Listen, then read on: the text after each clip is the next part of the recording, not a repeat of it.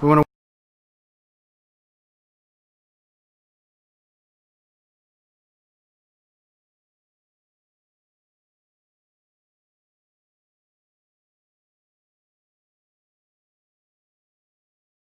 to Quran. I'm alongside Derek Brizendine. What are they bringing the game ball in?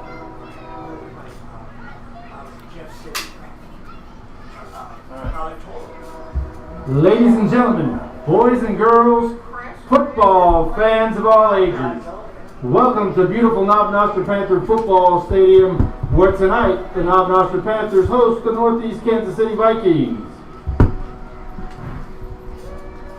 Also, welcome to Homecoming 2020. So as I said, good evening and welcome to Knob Noster High School for this Week 4 matchup between Northeast High School and Knob Noster High School. Your Panthers tonight playing the Vikings for Homecoming. I'm Michael Coron and I'm alongside Derek Brizendine. Michael, appreciate it. Look forward. Great night for football tonight.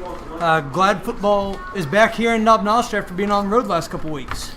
Absolutely. And before we get started tonight, we'd like to take a second to thank our 2020-2021 Knob Noster High School yearbook sponsors and our 1920-2020.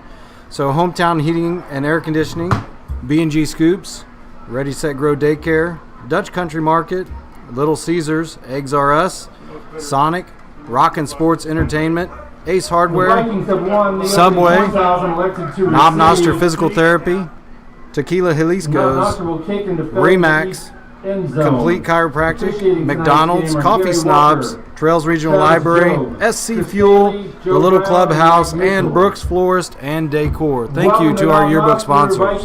If you see the B2 fly over, that is a distraction. It's called home Yearbooks field just advantage. came in here a couple weeks ago. They look really Good night, nice. guys. Again, appreciate all those sponsors and look forward to getting the word out about this year as we prepare for another good yearbook and something that really stays the same for us in the midst of all the change. Absolutely. Our kids did a great job of putting that together. It was a fantastic yearbook in a very trying year. So being able to complete that, get it out, and get it into our kids' hands, that was a great thing for our yearbook staff. And as you said, thank you to our sponsors for all they do to help our kids get that quality yearbook in the hands of our kids. So important in a year like this. We're getting set to kick off here. We've got number 12, Eric Bennett Wade, that's going to kick off for the Panthers. Receiving for Here comes the ball, our Vikings. Game ball presented by the Knob Noster cross country team. And as our football announcer, Jesse Salfeld, announced, our Knob Noster cross-country team just ran in the game ball, probably ran a couple miles to get that ball in here. Leading the pack there is Sam Wilhelm, who just took first in our first annual Knob Noster Invitational that was held out at Royal Oaks. And what a great meet that was. Coach Carpenter, Coach T, they just did a great job. Really a good atmosphere. It was wet and soggy, but kids had a lot of fun. They absolutely did, and I know we had a great showing out there. I believe that even our middle school, their boys team took first and the girls took second. We're underway here as football season starts. Tackle was made there by number 20, Connor Johnston. Ball was carried there by number 21 for the Vikings, and that is Shamari Wade. And Connor Johnston, relatively new add to the team here in the last couple weeks. Cross-country guy, state wrestler, going to be a really good addition for Coach Riley. Yeah, I'll tell you what, I saw him getting ready to come out for practice. The guy's got just an athletic build to him, and I agree with you. He's going to do a great job for our Panthers here on the football field as well. First offensive set here for the Vikings. Ball's going to be kept by the quarterback, number 81, Julius Abdullah. Tackle was made by Zane Schroeder and number 32, Sean Floyd. Going to be really interesting how this Knob Noster defense responds after last week. Last couple weeks, they've given up a lot of points, not characteristic of a Coach Riley defense, So really looking forward to them getting back to 5 that, on the play, second that down, defense 15. that Coach Riley's known for. You know, they held Lexington last year to a few points, and just really something he takes a lot of pride in. Absolutely, and be looking for that number 32. I know in games past we've called that number quite a bit. Sean Floyd just eats him up defensively. Second and about 14. Hit as the ball gets there. That pass was intended for number 13, Nehemiah Rogers. Coverage was by number 3, Rob Pierce. Pass intended for number 13. This defense Nehemiah really is going to Rogers, rely on Rob incomplete. Pierce, you know, a guy that's had a couple of years experience. Now he's out here as a senior, and I mean, it was all game mode today. He's ready to go, got that defense locked in. Absolutely. So third down and about 5 with the ball spotted on about the 32-yard line 15. for the Vikings. Laying LL.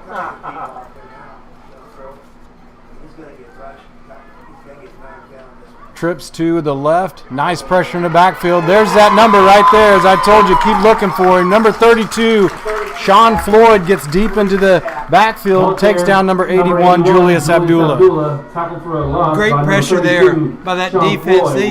You saw the pressure coming up the middle, and they just brought it all out. Put the pressure right there on Abdullah, and it's going to be give him some fits tonight. Absolutely. Nice rush there. Fourth down, Nice 22. rush there by the Panthers. Back deep for the Panthers to receive is number 20, Connor Johnston. So Johnston back at about his own 40. And number 79 for the Vikings looks like he's getting set to kick.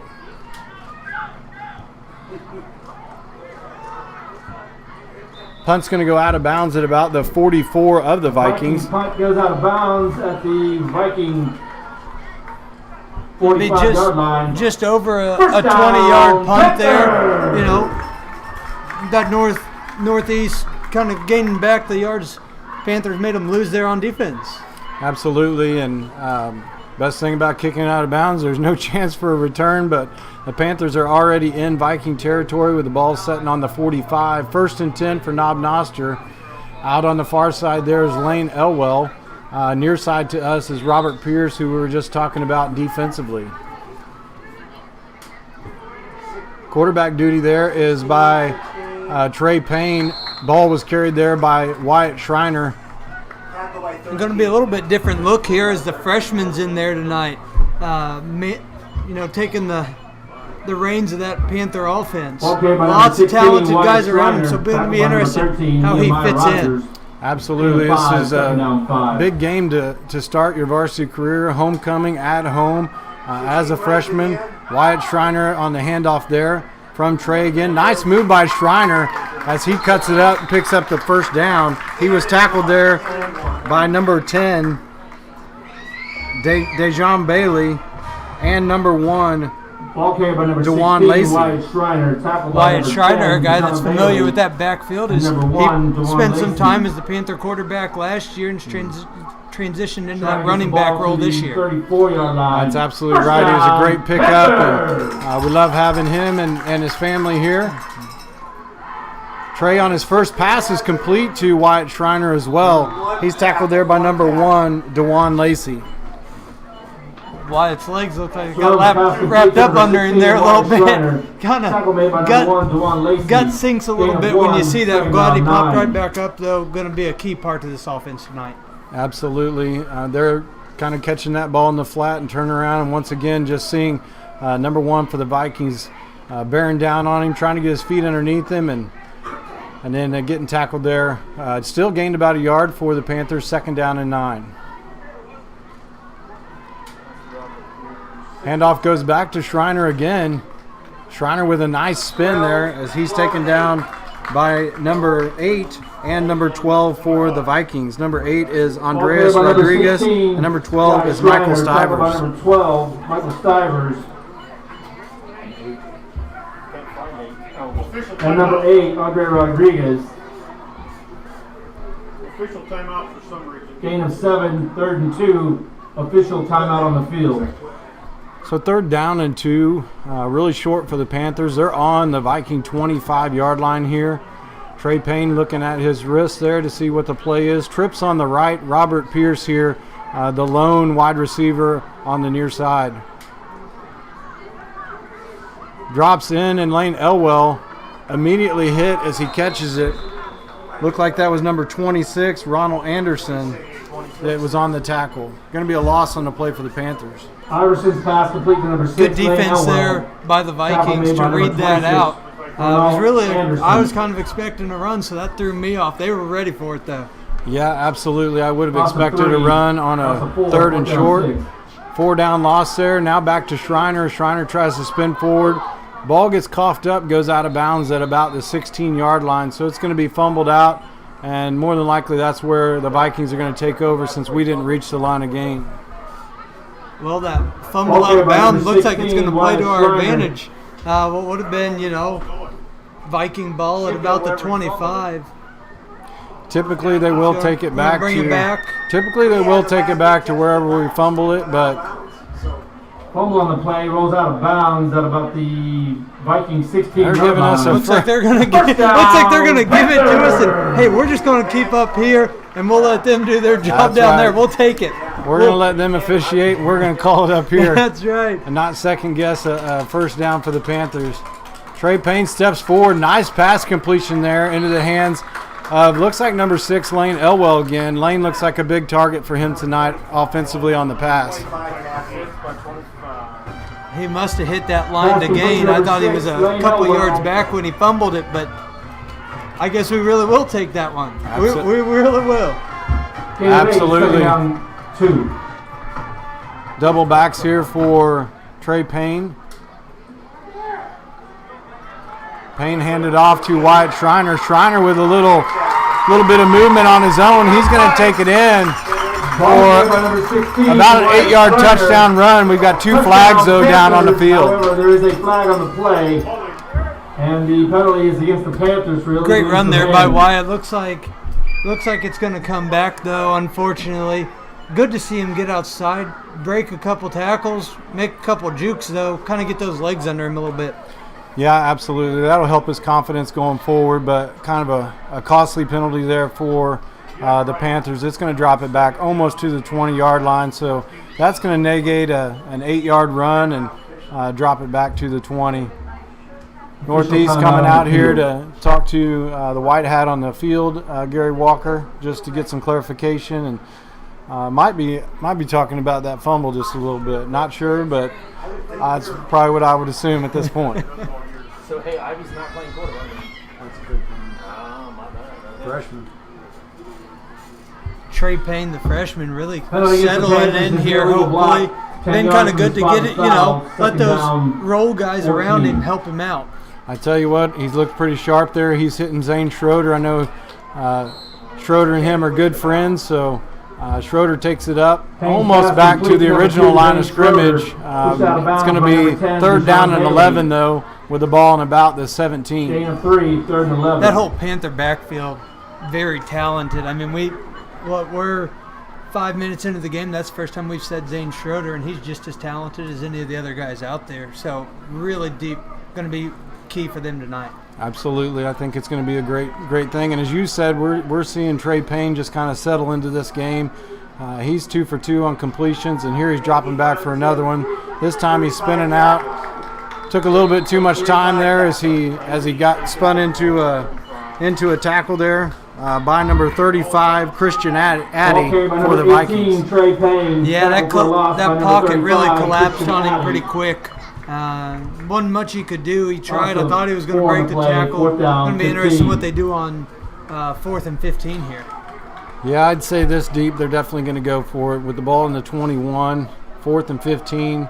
Looks like they're lining up, and maybe we'll get to see that arm of Trey and see what he can do. We've got Schroeder and Robert Pierce over here on the near side, and he's looking actually to his right. Now he tuck and run. Trey Payne, boy, he did a good job, but he's going to be just short of the line of gain as he was tackled there. Okay, by number 18, Trey by Payne. Number 10, tackled by number 10, Dejon Bailey for the Vikings. Panthers failed to make the line to gain. Sure was a nice run. Would have liked to have seen him maybe break one more, but the Vikings swarmed there and going to really pin them back deep. Good chance for this defense to help the offense out. maybe score a couple points of their own. Yeah, I actually think he was looking for his tight end over there on the far side, Sean Floyd, and good coverage by the Vikings. They were right on him, and he didn't feel like he could drop one in, so he decided to tuck it and take it himself. Almost made that line of game, but just came up short. Now it's 1st and 10 for the Vikings on their own 10 as we get set for their second set of offensive plays. Nice pressure in the backfield by the Knob Noster defense. And number 81, Julius Abdullah, was pushed out of bounds. Looks like they're really going to rely on those legs of Julius Abdullah. Kind of even looked like that in pre-games. They were really looking to get him on the outside and run a little bit. Going to be interesting to see if they open up his arm a little bit or try to. Yeah, honestly, he turned a play where he could have had easy loss into a 4-yard gain. 2nd down and 6 now with the ball in the 14 for the Vikings. Here comes that pressure again by the Panthers. Nice open field tackle there. That's Robert Pierce, as you mentioned before. That pass, though, was complete to number 1, DeJuan Lacey. Yeah, it's a play we've seen a couple of times now. Kind of that slant across the middle. So be interesting to see if Rob reads that next time, because you can see it coming from up here. So hopefully he can see it coming from down there as well. Absolutely. Robert hit that timing perfectly on the last one. It was thrown towards him. This one just a little bit short. That's enough for a first down for the Vikings, as they're spotted on about their own 20-yard line. 1st and 10. Knob Noster showing pressure again. They did bring some. Nice pass on the outside there by the Vikings. Broke a couple tackles. That pass once again was to number 1, DeJuan Lacey, as he switches sides for the Vikings. Looks like he may be their go-to guy in the air. And right as I say, they've done only slants for their pass plays. They go to the flats. That little bubble out there and pick up a 7-yard gain. Yeah, they are just above us, so maybe they heard you say that and they decided to change things up just a little bit to give us a little bit different set. How about that? I'm helping them out, I guess. Nice little run play here, and great defense by the Panthers. Can't really see from here who was actually carrying that ball, and couldn't read the numbers, but it's going to be just about a yard gain. 3rd down and 3 now with the ball in the 28 for the Vikings. No gain on the play. Watching back here, it looks like a swarm of Panthers. A good team tackle on that one. Yeah, that line definitely collapsed on that run and took care of it for us. And as we heard, no gain there. So 3rd down and 3, ball on the 28. Big 3rd down here for the Knob Noster defense. They show pressure, and a great pressure does come through. That is great pressure by number 16, Wyatt Schreiner, as he drops into the backfield and drops number 1, Julius Abdullah, for a loss. Great read there by Schreiner. That was a familiar-looking 3rd down play. I feel like we've seen that on 3rd down here tonight, and Wyatt read that perfectly. Good loss, going to make him punt again. Absolutely. Wyatt pretty much knew that Abdullah was going to probably run that and try to get on that around that corner on the outside. He read it well, busted through, got through that line, and a nice sack for him to force the punt. Back deep for us once again is Connor Johnston, 79 for the Vikings. His second kick of the night. His last one went out of bounds. Rugby-style kick here as he punts it out of bounds once again. This time it's about at the 40-yard line. Looks like it's going to be marked at the 40. 1st and 10 for the Panthers. Really got to give number 79 some credit there. That pressure swarmed. His pocket collapsed. Took that sidestep and really rugby punted that to avert disaster. Absolutely. I think it was the only thing that he could do to keep from either getting blocked or tackled himself, and the ball being much deeper into their territory. As it sits, though, Knob Noster, 2 offensive sets. Both of them have been in Viking territory, one at the 45, this one at the 40. We just missed one by a hold and an 8-yard run, so hopefully 5 yards closer we'll be able to punch one in this time. Looks like we got an official water break here, so I'm going to give Coach Riley a little extra time to get his guys ready to go and draw up something to find the end zone. Thank you. Absolutely. Gives us a chance, too, to possibly talk about some upcoming games and some highlights of some different sports, too. We've got softball traveling to California on Monday. Our girls tennis will host Odessa on Monday as well. Our soccer team is going to host Excelsior Springs on Monday, so we've got quite a bit happening here in Knob Noster, and then a long drive for the softball team going to California. Girls tennis hosts Odessa. And that girls softball team had a good showing earlier this week as they took down Lexington on Tuesday for senior night, and then flipped around in volleyball, took Lone Jack to 5 games, beat them in the 5th game. So it was a good week, good start to the week there for homecoming week. Absolutely. On all sides, all fields, all courts, Knob Noster's been playing well. Knob Noster now set. Trey Payne standing on the Viking 35-yard line with Wyatt Schreiner just to the left of him. Schreiner does get the call. He's got a nice spin as he pulls it forward. That tackle was made by number 13 for the Vikings. Tackle by number 13, Nehemiah Rogers. With Iverson Jerome not there in the backfield tonight, Wyatt's getting a heavy workload, and so going to be good to see him kind of pace himself out throughout the night and see how long he lasts back there with that good hard running. Yeah, that's absolutely right. We don't want him to lose his legs, and at least it's a cool night. Hopefully he won't cramp up or anything on that. And that was a nice gain of him for 6 yards. The ball now on the 34. Trey handled that snap and a nice drop in just over the arms, though, of Robert Pierce over there on that side. Coverage was by number 21 for the Vikings, Shamari Wade. Shamari Wade with a great coverage on that one. I mean, really couldn't have played that any better. Rob played it well, too. Good pass. Yeah, actually, that was a great pass. Almost put it into a place where only Robert could get it, but once again, Shamar Wade was right there, and great coverage for the Vikings to force a 3rd and 4 for the Panthers. And who do they go right back to? They head right back to Wyatt Schreiner. Schreiner's going to punch it up, and he's going to gain that first down. That tackle there was made by number 8, Andreas Rodriguez. Line gave him a great hole to get through on that one. He took it, got that first down. Panthers really needed that. Yeah, I almost think he was surprised to see that hole as big as it was, because he looked like he was falling forward as he came through. And I don't know how much Andreas touched him to bring him down. I think almost gravity brought him down mostly. Ball's going to be handed right back to Schreiner. That's going to be about a 9-yard run. So a great run for him as he pulls it up to the 20-yard line of the Vikings. Now looking at that last possession of this one, the line's opened up a little bit more. The holes have opened up a little bit more for Wyatt. And I think a lot of that says a lot to Trey Payne, and that pass he threw to Rob Pierce kind of puts him on notice. Absolutely. The best way to open up your running game is to put the ball in the air a couple times, and Trey Payne has done a great job at that. Speaking of putting the ball in the air, he drops back to pass, and he does. He hits, it looks like that is Lane Elwell. Once again, that seems like his favorite target as he gets the ball up to the 14, and that's going to be a first down pass from Trey. And Trey, not only is he now a threat with his arm, but he can run it too. First down. Good legs under him. It's going to give the Vikings some trouble tonight as they don't know which way he's going to go. Absolutely. Trey has really settled in tonight, once again a freshman, making his first varsity start here at home on homecoming. He hands that one off there to Wyatt Schreiner that's just going to get right back to about the line of gain, or the original line of scrimmage. Maybe a slight loss, just a few inches for the Panthers.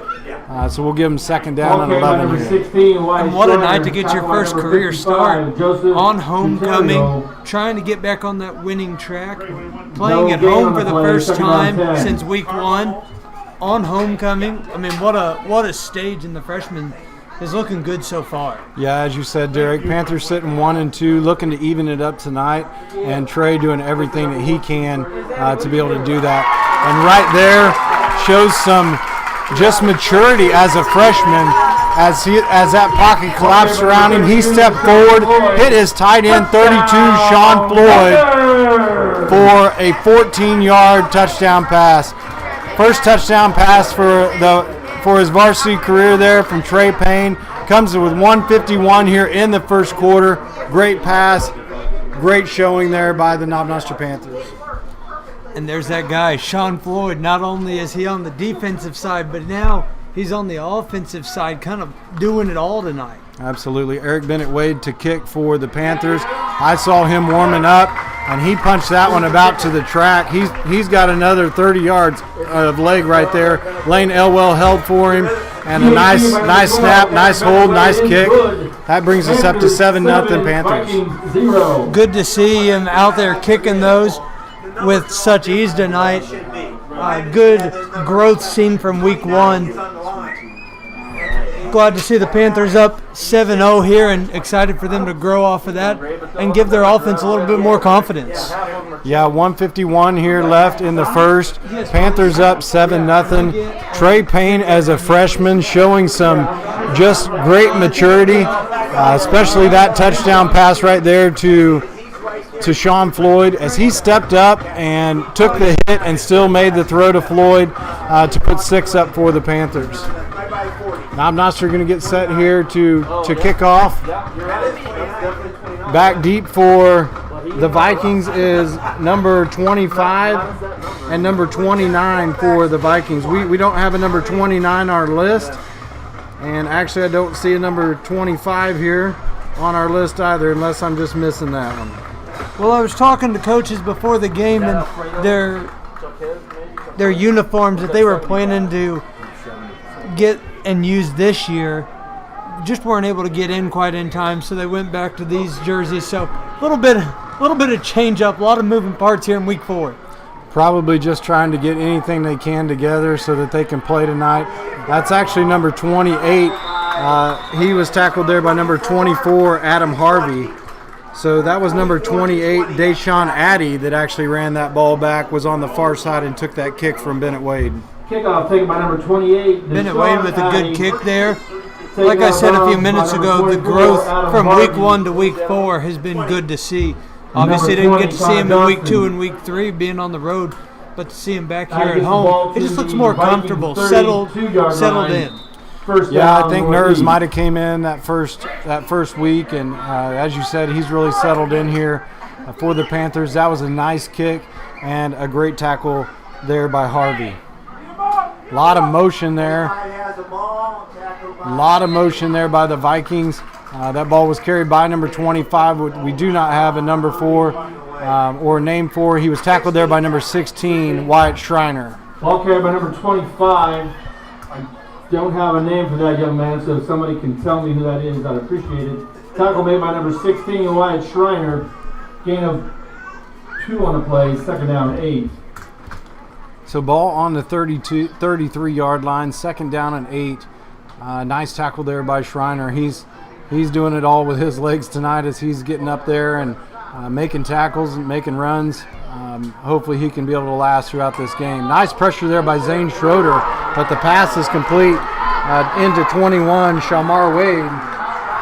And Wade's going to run that in from the 33, so that is a nice run in from him. That's a 67-yard touchdown run. That pass was from number 81, Julius Abdullah, into the hands of number 21, Shamar Wade. He was wide open over here on the side. Must have been a breakdown in some communication.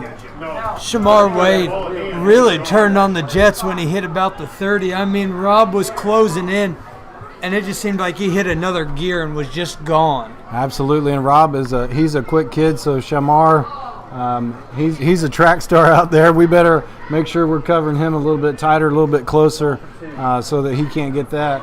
Looks like the Vikings are lining up to go for 2. Might as well build off that momentum that you just gained. That was great pressure in the backfield, and that was actually Sean Floyd.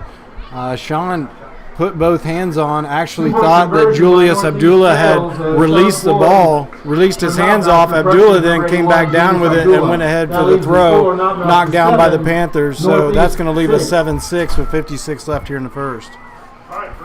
What a turnaround by that Northeast offense. Hadn't really had much going on. I think they gained more in that one play than yards they'd gained in the first 2 possessions. Absolutely, that was a big play for them. I just think maybe some miscommunication as Shamar was just wide open over here on the side.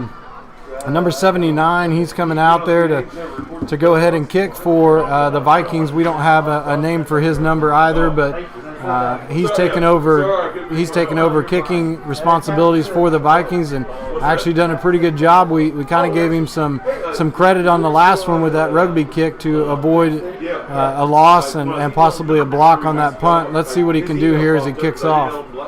Lane Elwell's back deep for us. Just in front of him is Robert Pierce, and then on the far side over there is Wyatt Schreiner again. Schreiner on special teams as well. You got a lot of weapons out there. You might as well put your playmakers out there as much as you possibly can. Yeah, I even see right there in the middle, in front of the lane. If they squib kick it, we got great hands there with Tim Williams, number 10, setting on our 35. They punt that over the top, and that ball's going to go out of bounds. So there's going to be a flag on that. Knob Noster's going to decide whether they want to take that or make them re-kick. He's had a little bit of trouble kicking tonight, keeping it inbounds. I mean, I see why he's kicking it away, not wanting to give it to those speedy backs. But kind of been interesting watching him try and corner kick all night. Yeah, I tell you what, they must have seen something on huddle and decided that they didn't want to kick to any of those guys back there, just making sure that their special team can take care of it. This is the first time, though, Knob Noster's been lined up offensively in their own end zone. They're taking over 1st and 10 here at their own 40-yard line, 10 yards before they get into the Viking territory this time. Because the last two drives have started about the 40 of the Vikings. Trey Payne hands off there to Wyatt Schreiner. Pulled down from behind there by,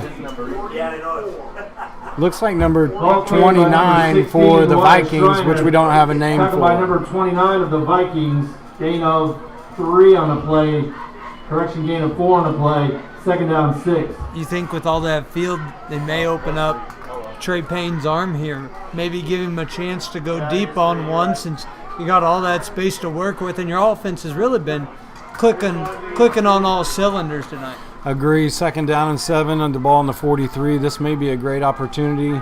First half is ticking down here. We're about at 10 seconds here at the quarter, and we're going to try to get a play off.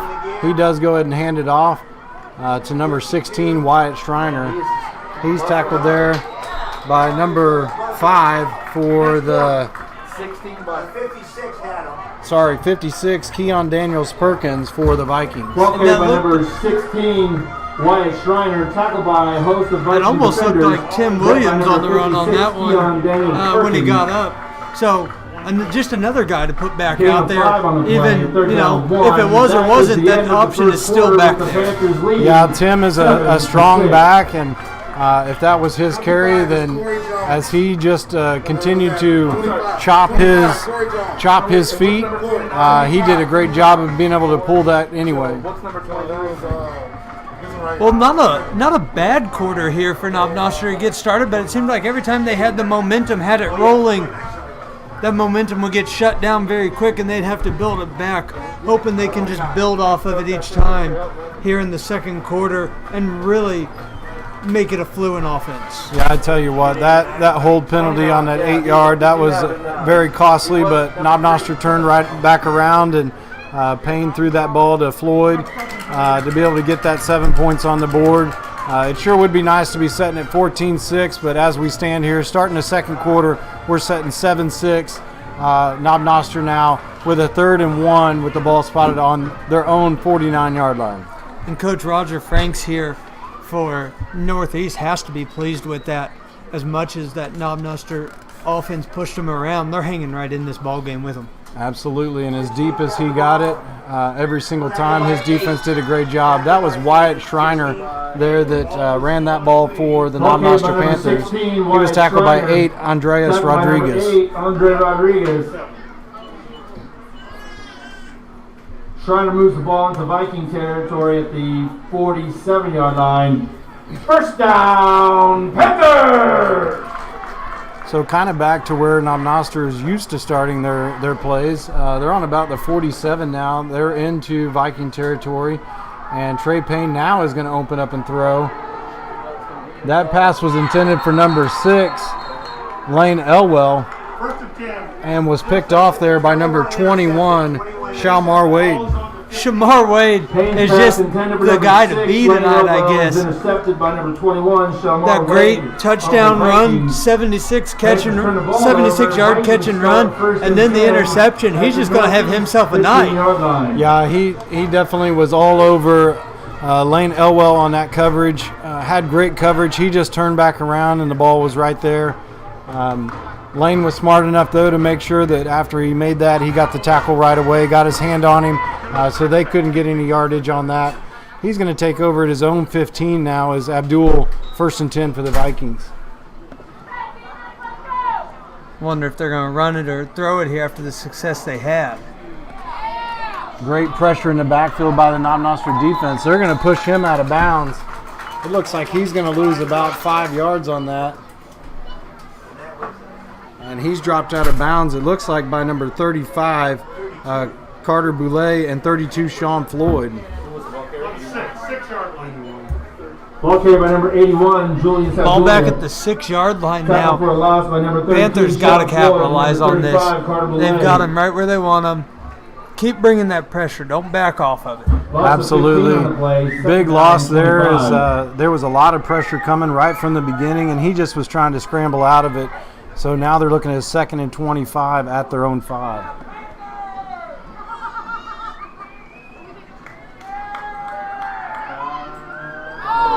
Pass was intended there for number 1, DeJuan Lacey. Abdullah That was pass Tim intended Williams, for as number you one, mentioned DeJuan before. Lacey, Tim on the coverage. incomplete. Tim about had a Number pick 10, 6 Tim Williams for a on the 5-yard reception for the touchdown. Panthers. Pick 6 Third down, just out of his 25. hands, but he does stop it and give a good 3rd down and 25 for the Vikings. Tim kind of walked away from that one. Just that look of defeat, like, I should have had that ball. That was all his. I think he was a little surprised that it was that close to him, and sometimes that ball looks a lot bigger than it is, and that surprise kind of caught him off guard. Great pressure there. Had to get rid of it. Oh, just about had That it. ball was caught and taken in, but I think they're going to give him an incomplete that he didn't have it long enough, but that definitely hit us in the numbers. That was great pressure in the backfield, though, by the Knob Noster defense. About picked up a safety, and Julius Abdullah just had to get rid of it. Definitely probably could be a penalty. There was nobody in that area, but it doesn't look like any flags. They're just going to give them an incomplete pass. Shaughnessy Vikings Johnson, pass is nearly they intercepted, basically but handed that one unfortunately off to him, incomplete. and he was just moving so Fourth fast, down. couldn't quite bring it in.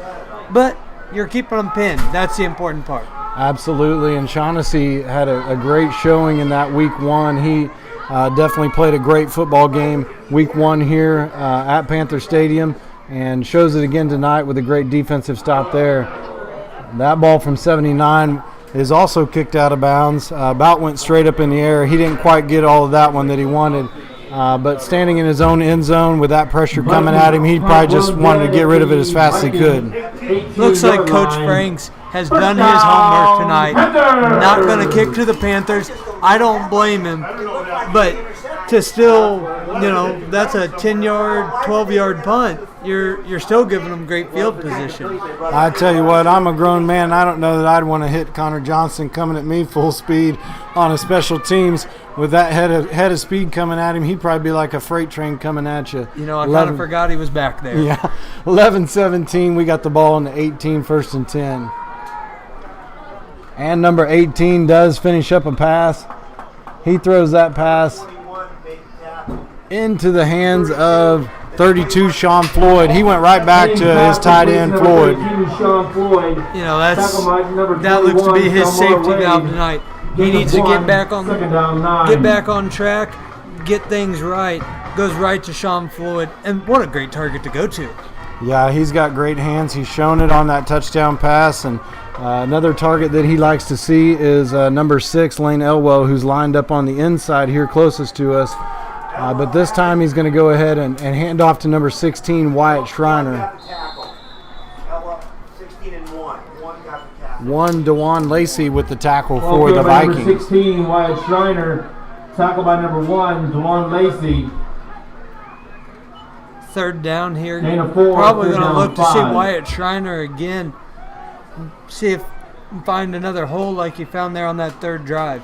Yeah, hopefully the line will be able to open it up as much as they have for Schreiner, and he'll be able to punch it forward here. That's exactly what they faked, but Trey Payne kept it, and Trey's trying to do it with his own legs. He's chopping forward. Nice run by him. Looks like he was taken down by number 6. Actually, number 10, DeJohn Bailey. Credit that Northeast defense Ball carried by tonight. number Kind of remind me 18, of Trey Payne. the Chiefs a couple of years Tackled by ago. number 10, Kind of John that bend, Bailey. don't break mentality. You're pushed way Gain of back up. 2, Your fourth down, back's 3. up against the goal line, and they're holding tight. Be interesting what they do on this 4th down. Well, I tell you what, they've been in their end of the field most of the night, and they've done a great job defensively to only have 7 up. This time they do go back to Schreiner, and Schreiner bounces off a tackle, and he punches it in. So that's an 11-yard run from Schreiner. He bounced off a tackle probably to get another 6 yards off of that. So yards after contact, those yak yards, he got another 6, and he puts 6 up for the Panthers. They're now up 13-6. What a great run by Wyatt. He could have easily gone down, turned the ball back over, put your defense back out there. That defense needing a break, and he gets it for him right there. Yeah, he's done a great job tonight with his legs, and as you said, that throwing that ball a little bit from Trey, that opens that up for him, and but he definitely got some yards after contact. Here's Eric Bennett Wade for the point after. And that PAT is good. So once again, Eric's got a nice foot on him, and he's really settled into week 4 football and done a great job here.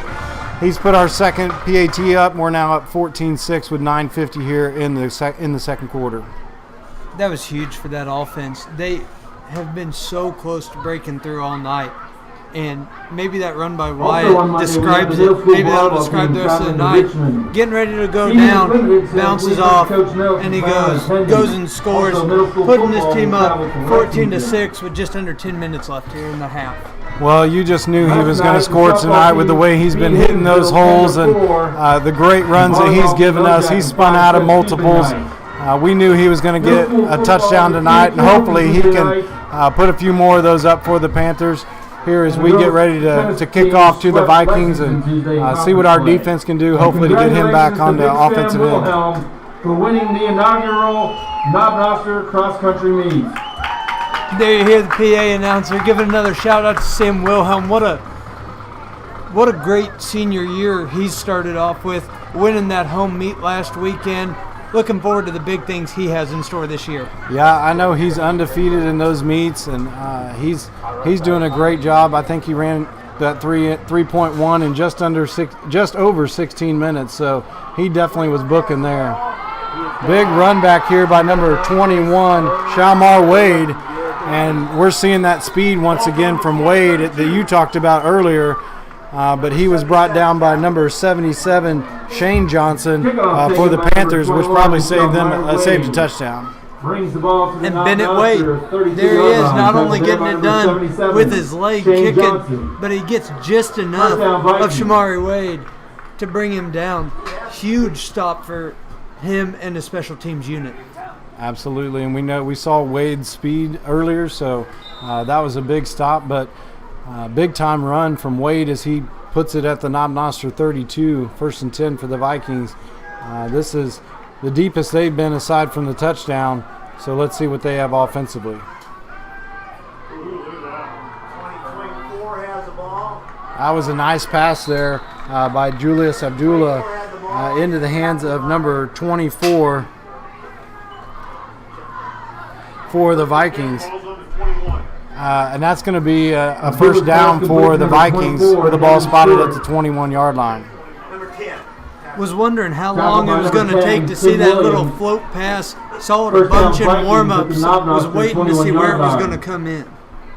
So that was Devin Stewart there on that run, or that pass, and Tim Williams had a nice open field tackle to be able to stop him. Oh, that ball looked like it was intended to go into the end zone, but great coverage there by Tim Williams once again on that corner to keep it from going in there. That pass was intended for number 13 for the Vikings. Kind of interesting they went away from Shamari Wade on that one. Went and attacked Tim Williams on the other side, and and Tim did a good job keeping locked down. Got close to having fingertips on that one. Yeah, I don't think that's where I would attack. If I was going on that, I think Huddle could have proven that Tim is a great back there and shows some great coverage. He's on the near side closest to us now, and they go back in his direction.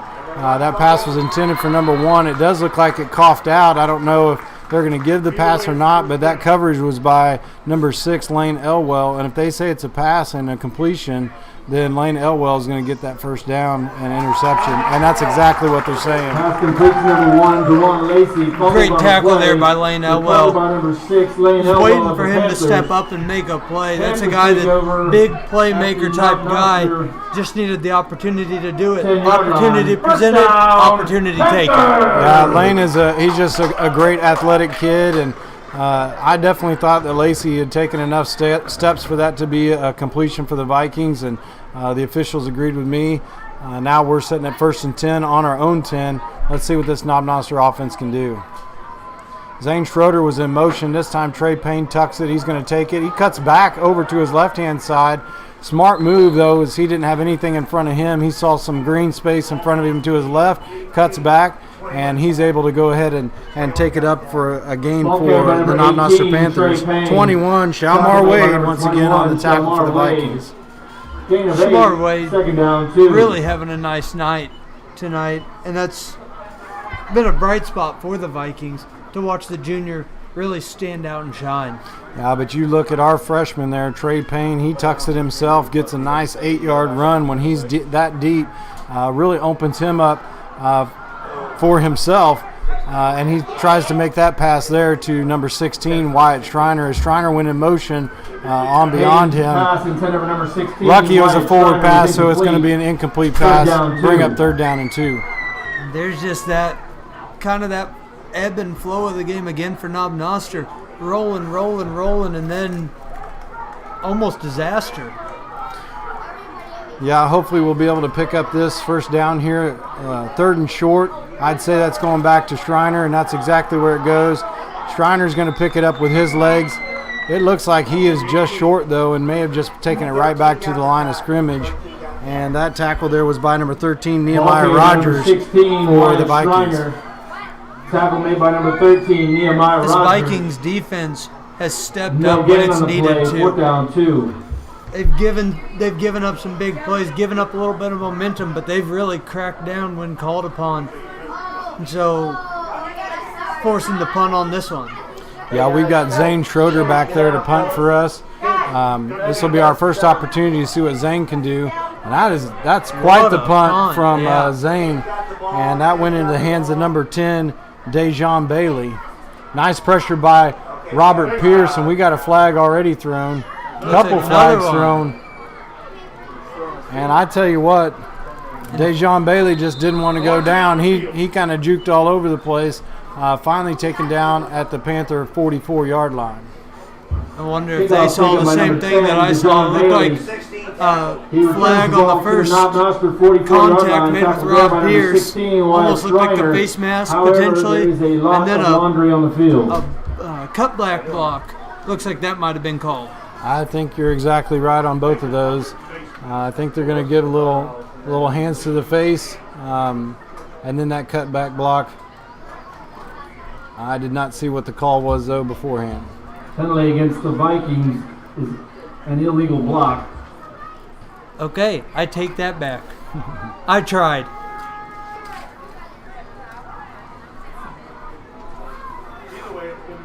Could have seen it going either way there, but it'll take it back, help us out a little bit after a really nice Zane Schroeder punt. First down, northeast. Yeah, Schroeder could not have kicked that ball any better. And it gets a little help with the penalty, puts it back into Viking territory with the ball sitting on their own 41. They're sitting at 1st and 10 now with 7:31 left here in the first half. Even through the glass, you could see that beautiful spiral in the air. Absolutely. There was some great coverage there by number 6, Lane Elwell, on number 13. Abdullah's pass intended for Nehemiah number 13, Rogers. Nehemiah Rogers broke Really up by doesn't number matter 6, which of those Zane backs Elwell. you go after. Second You're going down, to get 10. a tough battle each time, whether you go after Tim or Rob or Lane.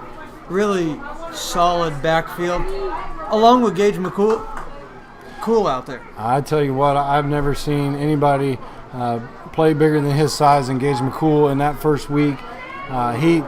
He played amazing. Great pressure there in the backfield. Zane Schroeder there getting back there, tackle number 81, Julius Abdullah. Tackle for a loss by number 2. This is Zane going to be a Schroeder. telling part of the game for the Loss Panthers. of What do 6 they on the play. do Third with down, 16. 3rd and 16 here for the Vikings? This has kind of been where they've lost a little bit of that momentum. They've had it. Now they need to drive through and get that ball back. I'd be checking this side over here as we got number 21, Shalmar Wade, close to us. We got trips to the left here for Abdullah. Looks like Tim Williams has picked up Shalmar Wade. And 10 tackled by 10. Dejan Bailey hit by Tim Williams, who we just were mentioning. Tim read that perfectly, came up, hit him immediately, and got the tackle. Now we're looking at a 4th and 16, maybe even a 4th and 18. They tried to send Shamar Wade as that decoy to go deep, but Tim snuffed it out. Great play by him. That's a pretty good decoy from tonight, I can tell you that. I'd say the way he's been playing, you bet. They're switching things up a little bit. Now number 8 is going to come in to kick. Andreas Rodriguez is coming in. He's standing on about his own 23 for this kick. And there's Connor Johnston back there standing on his 36. Once again, I tell you what, I'd probably kick away from him again as well. He's a freight train to be able to go against. Flag on this is going to be a 5-yard penalty for delay of game as the 25 went off. Not really going to matter. That's just going to put Connor up about 5 more yards. He's on his own 42 now. Curious what the reason for the switch is. Say, as number 79, he'd been doing the punting duties all night. Now you bring in your backup quarterback to punt. Well, let's see if they try to put it in play. And it absolutely they did. Connor Johnston fields it. And there's that head of steam. He just boiled over, just a flat-out bulldozer there as he hits number 26, Renal Anderson for the Vikings. Exactly what I said. I don't know if I'd want to be standing in front of that. Connor, that's the first time we were able to see him on special teams, and he proved why he's back there. Renal Anderson. Just kind of lowered the shoulder and hoped you stopped him. That head of steam. Good thing there was some hang time on that punt. Otherwise, Connor really could have built up some speed. Good close there by the Vikings. Yeah, he may be one that we look at some fullback duty for the future with that size and that strength. 18, Trey Payne's going to keep that ball as he punches forward. And he's going to be tackled by a mob of Vikings there as he punches the ball forward about 4 yards for the Panthers. Going to be 2nd down and 7. Okay, by number 18. And to see Connor Johnson in the backfield, he's got to compete with all these guys who are established out there. But to still have him in your back arsenal, that's a nice tool for Coach Riley to have. Absolutely.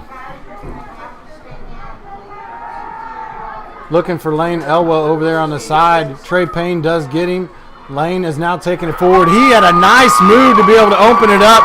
He's going to take that one all the way in, Derek. That's going to be a 42-yard touchdown pass and run. Nice, as we heard from the PA announcer, Jesse Softbell, razzle-dazzle.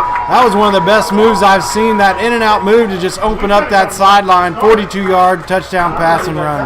What could have been a loss of 2 turns into a touchdown of 42 yards. Great play there. Great moves by Lane. Great job by his teammates to get the blocks for him down the field.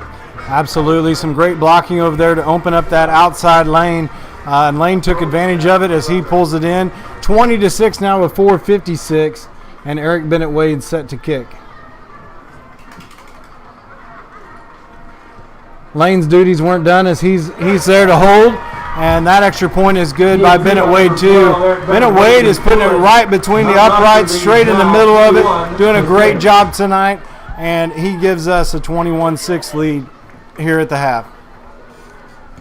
Coach Riley's put quite the challenge on the table now for Coach Franks and the Northeast offense, as his team's now Ladies and gentlemen, be sure to visit the going up 21-6. It's going to be interesting if they go to Shamari a little bit more, and if so, if Coach Riley and his defense read that. Yeah, I would definitely say they're going to stop decoying him and probably use him just a little bit more to try to go over the top and see if they couldn't get one of those big plays like they got on that touchdown pass to him earlier in the one.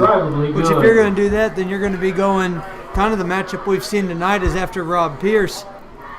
And Rob, one of the best out there, he's up for that challenge. Absolutely, and if we don't go to Rob, we've got Tim who took that coverage the last time. I don't know that I'd want to go after an attack on Tim either. He's shown that he's a great back as well. Just a couple of different things. Volleyball is going to travel to Carrollton next Thursday. And we got a cross-country meet tomorrow. Speaking of our cross-country team, so they're going to be heading to Odessa, Missouri, actually where I'm from. So they're going to be in my neck of the woods, running against the Bulldogs out there. And I would imagine that Sam Wilhelm is going to come back again with a nice little win out there. We hope them and the whole cross-country team the best. Yeah, I was kind of talking to him a little bit today about that course, and he says it's a fast course. And if it's a fast course and you got a fast kid on it, I'm looking forward to a great time out of him. Yeah, because I can tell you what, Royal Oaks with all those hills, I guarantee that's not as fast as Odessa's course. And he puts in just a little over 16-minute time on Royal Oaks. He's going to get sub-16s there in Odessa, and that's quite a feat on a 3.1-mile run. And I was driving the Kubota there last week, and it was muddy, and it was wet, and we even had to put out signs, rough terrain ahead. And so that just slowed him down that much more. Didn't, but if you give him a dry week, not as many hills, he can fly. Absolutely. Eric Bennett Wade to kick off for the Panthers. He gets a nice hop. And we see a nice little run there by number 21, Shalmar Wade. He's going to take it to the 42. Number 2, Zane Schroeder on the tackle for the Panthers. Disaster averted once again as Shane Johnson and Connor Johnson collided with each other and both kind of came up limping on that kickoff coverage. They kind of had lockdown on him, and when they collided and they fell, it opened that hole for Shamari Wade, and he took advantage of it. Well, I tell you what, it was a great tackle there by Zane Schroeder, and Zane as a junior just showing some poise out there to be able to stop Shamar Wade with his speed. Did a great job there defensively on his special teams. That pass is intended for Shamar Wade, and that's Robert Pierce on the coverage. Both of them kind of got their feet underneath them, both looking back, both looking around. I don't know that pass was catchable for Wade, as it was too far over his head. I think they don't get caught up. We're looking at a jump ball on that one. Both those guys are equally quick, equally athletic. What a fun matchup that's been to watch tonight. Absolutely. Pierce just definitely has grown into this football thing and done a great job with that. He's coming back out here. Actually, he's switching over. It looks like Coach sees Pierce covering Shalmar the rest of the night as he went all the way across the field to be able to cover him. Coach Riley's done his homework, it looks like. Yeah, I definitely think he's watched quite a bit of huddle film. Nice pressure there in the backfield. And that tackle is going to be by number 7, Eli Turner. But the initial pressure came from number 78, Xavier Ortiz. And Xavier Ortiz, what a guy that just creates a presence there at the line. Makes his presence known each week. I remember in a game last year, offensive line, I would have named him player of the game. He just moves them right around where he wants them, when he wants them there. I tell you what, Julius saw that big man coming in towards him. He just was trying to do anything he could to get out of there. And then number 7, Eli Turner, comes in, cleans him up for just a huge loss here at a 3rd and 22 with the ball on the 27.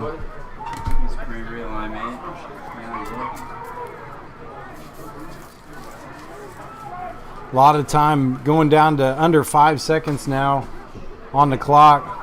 Looks like they're going to call a timeout or go ahead and take the penalty. They get the timeout right at the 1. 3:42 left here in the half. Knob Noster up 21-6, and the Vikings take their first timeout here. Sonic, America's Drive-In, and in particular, Sonic of Knob Noster for providing food for the press box.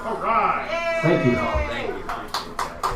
Just under 4 minutes left here in the half. Knob Noster has them pinned deep once again. I just got water. Kind of been the MO for that Knob Noster defense tonight. Oh, that was you. Okay, that's what it was. Here's the water. Yeah, and with 3:42, you think that Coach Frank there is just trying to settle his team down right before they go into half here. Just trying to get something positive here as they end this first half so that they don't go into the locker room so deflated. On the chain gang tonight, Well, they've really done a good job hanging in there tonight. Nothing to take away from them in that aspect, but you don't want to give up a big play right here at the end of half, which Knob Noster has all the potential to do. Absolutely, as we've talked about that speed and just the maturity level that's around these guys right now. They've done a great job, and the maturity even out of a freshman starting quarterback here tonight. Okay. That is a great open field tackle by number 23, Gage McCool. That's exactly what we were talking about earlier with Gage. Just an amazing tackle there by him. That ball was carried by number 2, Omar Muhammad. I'll tell you, I have him in one of my classes, and he is just a joy to have in class. 23, And he's got that same attitude out in the field that he has in the class. He's going to work hard. He's going to give it his all, and that's exactly what you saw in that open field tackle. First charge timeout of the half. Yeah, just a kid that looks like he gives it his all the time, and he showed it right there. So it looks like we're at 4th and 22 with the ball on the 27. Gain of 2 on the last play. With Knob Noster trying to get that first win since week 1, they need as much of that all-out effort as they can get, as Northeast has given them a challenge here in homecoming. Yeah, and I think that might be what Coach Riley's doing here with 3:13, kind of taking this time out here. He's got it to use or lose, and I think he might just be trying to give them just a little bit of a rest before they get set for this offensive set. And, a big 4th down and 20 here. He's probably also talking to them about that, but we're going to have Connor Johnson back here to receive this, and he might be trying to even get in a quick play so that they can hurry it up a little bit here with 3:13 left. And why not? You're going to get the ball coming out of half. You kick to open the game, getting that ball back, you could easily double dip. Absolutely, and I think that's exactly what he's looking forward to is a little in drive here to put him up and then come back out and get the ball back and hopefully do the same thing at the start of the third. A little muff on the snap. And a nice bounce for the Vikings. That kick was there by number 8. Once again, Andreas Rodriguez taking over. Ball was down by number 21, Shalmar Wade. Viking punt blown dead at the And the Knob ball Noster almost 38 bounced yard there line. and hit a First Noster player. down, Panther! Glad it didn't, because now we've got the chance to go down and score before the half and really take that momentum right into the homecoming halftime. Absolutely, and stick around for us for that homecoming halftime. We're just a little over 3 minutes away here in the first half before we get that. And I know, Derek, you're gonna be able to announce some of that, and we'll be looking forward to our King and Queen announcement as well, and just to see who does that, and hopefully some stuff for floats as well. Oh, that's going to be a flag. Got tripped up. That pass was intended for number 6, Lane Elwell. So between him and Sean Floyd, those seem to be the targets that he likes to go There's to. a flag on the play. Yeah, but that's smart because it's only a 15-yard penalty in high school. Better to give up a 15-yard penalty than a touchdown. And that looks like that was Rob Pierce who got tripped up on that play. And so, once again, Rob getting it done on the defensive side, getting it done on the offensive side, and putting pressure on the backs like they've been trying to do to him tonight. Yeah, you've got better eyes than me, though, so that's going to be a 15-yard penalty, but probably a better defensive play to go ahead and get the penalty instead of giving up that touchdown that Robert definitely would have gotten had he got his hands on that ball. at You the bet. That was a 47-yard line. good ball. He was tracking it. So, smart defensive play. Absolutely. Trey steps back again. Nice spin move as he spins out of a tackle. Trey's going to do it with his own feet. He's going to pick up a first down here. What maturity by the freshman there. Spun out of a tackle there by number 35, Christian Addy for the Vikings, and goes ahead and takes it up for the first down. How about the poise of the freshman? Steps up into the pocket and then doesn't just try and outstrength them. Uses his agility, bounces out, and picks up yards after contact. Yeah, nice move by him, and he's definitely doing a great job. Speaking of Robert Pierce, he's on the near side to us. We got trips on the left side for Payne. Let's see if he goes back to the air, and he does drop back to pass. Looks like he was going on a slant there to one of his favorite targets, number 32, Sean Floyd. Payne's pass intended for number Good job 32, of Sean Floyd, is incomplete. Trey Payne to get that Second ball down, 10. away. Threw it, a legal pass. Threw it low where nobody else could catch it. Just more growth out of him that we've continued to see throughout the night. Yeah, that pocket definitely was closing on him in a hurry, and he definitely needed to get rid of it. He got rid of it at the right time. Incomplete pass. He's going to drop back again, second down and 10. He's on the Viking 32, so he's got a nice place to be able to go. Wyatt Schreiner there on the handoff.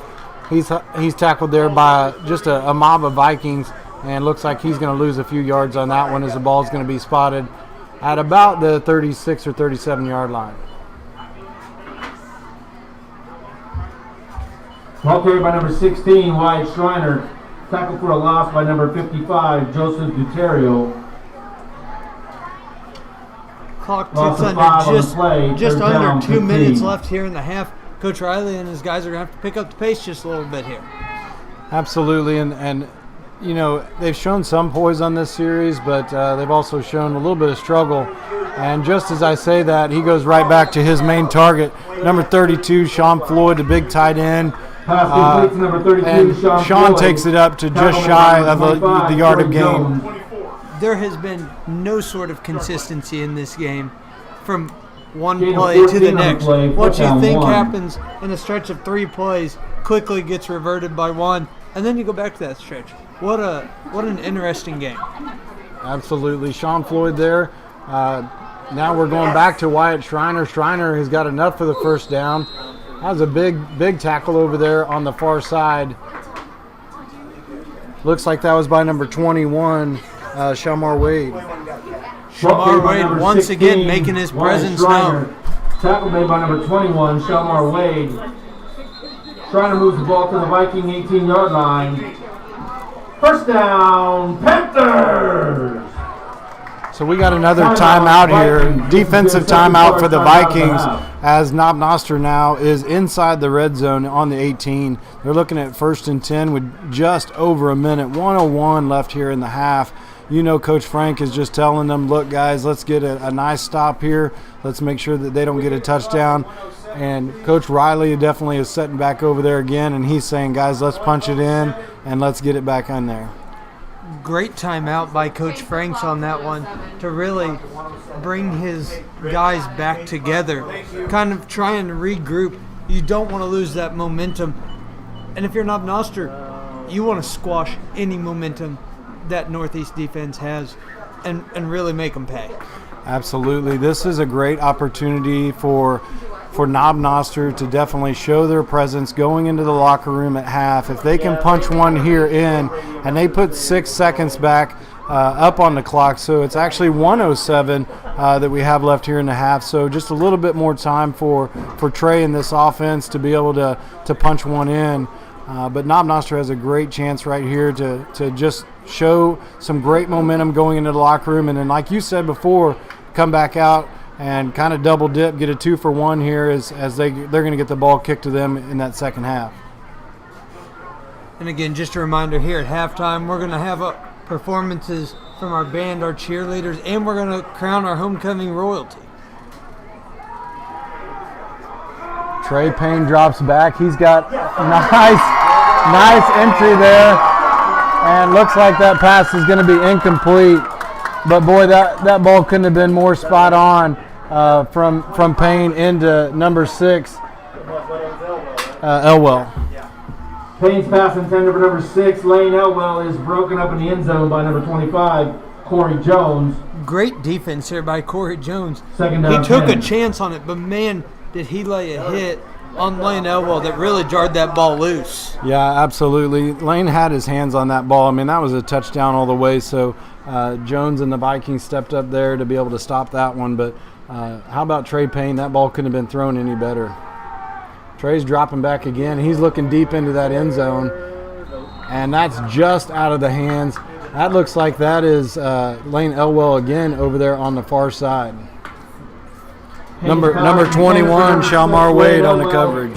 Shamar Wade, each time you see him, down 10. kind of look at the ref and say, I didn't make that contact. And from what I could see up here, he's playing good defense out there tonight and not given a reason to throw that flag. Yeah, and he definitely looked back. I mean, you can see that on the film there. He definitely looked back, and that was just once again good defense. We're under a minute now, and we're going to go back to a little ground and pound as we hand the ball off to Wyatt Schreiner.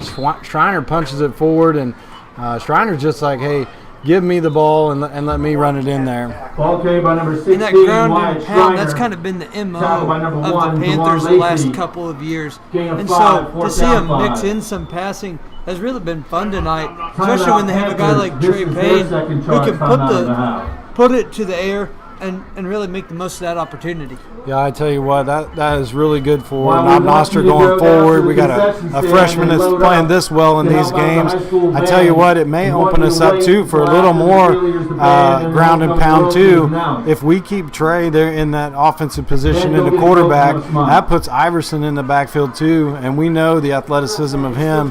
That could give us a dual back with Iverson and Schreiner. I tell you what, that's two weapons I'd love to have as a coach. I was going to say, Coach Riley's only getting benefit out of this game. If nothing else, he's getting benefit because now he gets to see what the freshman does in a pressure situation. Because Northeast has really tested him tonight.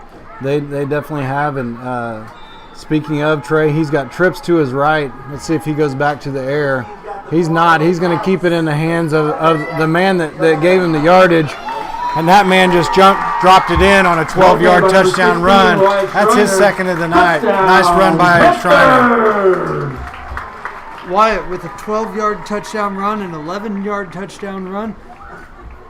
Leg's still looking fresh here as we get close to halftime. Yeah, you know he's definitely going to go in and hydrate at half and make sure that he tries to keep the cramps away. And he's done it all, offense, defense, and special teams. Speaking of special teams, we get another chance to see Eric Bennett-Wade kick a PAT here. Lane Elwell to hold for him. Just like the others, PAT by number 12, Eric Bennett-Wade splits the uprights. Now Knob Noster's up 28-6. And you know Coach Riley loves to see that because if he gets in a case where he does have to send the kicking unit out to get him 3 points, he's got the faith in his kicker to do that. Yeah, absolutely, and that's not something that you see very often, especially in high school sports. Them going for a field goal, but with that kind of leg by Bennett-Wade, it's definitely a possibility. He's got probably another good 30 yards that they can back him up, and he'll be able to punch it through. And that's the second kicker we've seen on Knob Noster Field this week is in the Powder Puff game, the championship game. The seniors sent out the kicking unit and put 3 points up on the board. So kind of fun to see across the school some kickers come out and kind of show up this week. Absolutely, and I tell you what, I just was downtown at the parade with that kicker. Annabelle was in the back of the bed of the truck there with me calling the parade out, and she did a great job with that, and I actually gave her props for that during the parade, and she said that was me, and definitely a great showing from her. I heard when they were warming up beforehand that she was kicking some 35-yarders and putting them through the uprights, so she's got quite a leg herself. Both of those soccer players, so they're definitely used to kicking that ball. Yeah, I'd heard that too. That looks like Shamar Wade, and he's trying to show that speed, and he definitely does. He is juking all over the place. It looks like he eventually was taken down by number 58, Wyatt Seymour. Kickoff taken by number 21. And kind of going back Wade. to our He students, turns the ball up to the what a Vikings week our 32 students yard have had line. with homecoming. Tackled there by They've a host stepped of up. Panther defenders led by Them and number Mr. 58, Basinger Wyatt just put on a Seymour. great First homecoming down, week for Vikings. us here, and it's culminating tonight. And so it's just kind of been building up to it. Yeah, sometimes you forget about all that work that goes on in the behind the scenes, but Mr. Basinger has done a great job here. I mean, the parade and getting all that, the powder puff. I mean, it takes a lot of work to put something like this on, and he's done a great job. We're going to get ready to see the band come out here. Always amazing to see them. Our cheer squad is going to come out and do their thing, and then you're going to take over and kind of crown our homecoming royalty, and we're going to get to see who wins that king and queen. Yeah, looking forward to see who's crowned. We have some really good candidates, and we got to celebrate them earlier today. Yeah, that ball was handed off there to number 24, Devin Stewart. I didn't get to see who pushed him out, but I'm hearing that it's number 6, Lane Elwell, on the tackle. And that's actually probably going to be the last play of the quarter. And that play ends Well, the for the way first half it could with have the Panthers gone leading multiple times, 28-6. Panthers grateful to be up 28-6 here as they've capitalized when they needed to and taking care of business when they had to. I tell you what, it's a strong half for Knob Noster. 28-6 with a freshman quarterback that's coming out in his first varsity start, homecoming, probably some nerves, but I tell you what, he has shown nothing but maturity and helped Knob Noster put that 28 points up there. Great runs there by Wyatt Schreiner. He had that 11-yard touchdown run, and then turns around and adds another yard to it to get a 12-yard touchdown run, and then the throw from Payne into the hands of Sean Floyd. I mean, that was a great 14-yard touchdown pass from him. He was getting pressure in the backfield, actually stepped up to throw that ball forward, so kind of threw it off his front foot and was able to make that touchdown pass as well. So just a great showing from Knob Noster here.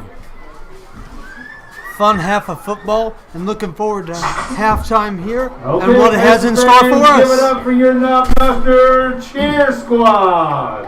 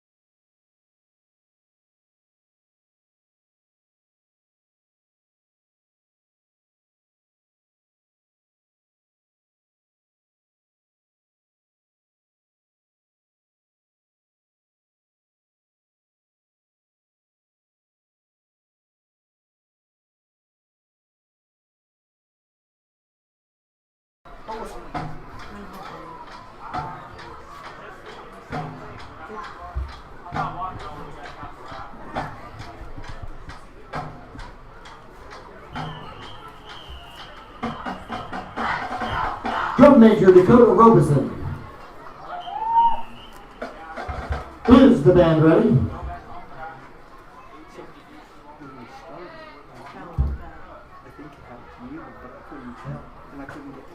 The band is ready.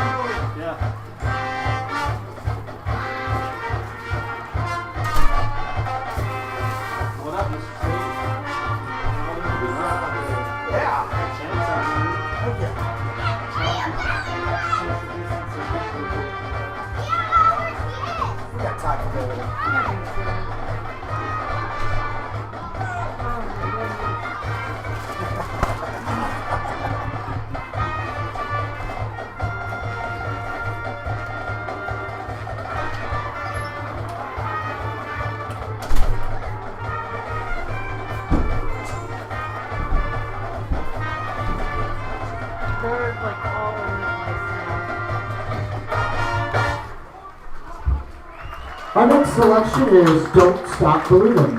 Or any way you want it. We just play Don't Stop Believing. Any way you want it. Hey, Mr. B. You're just... I need my paper, man. I left my computer at home.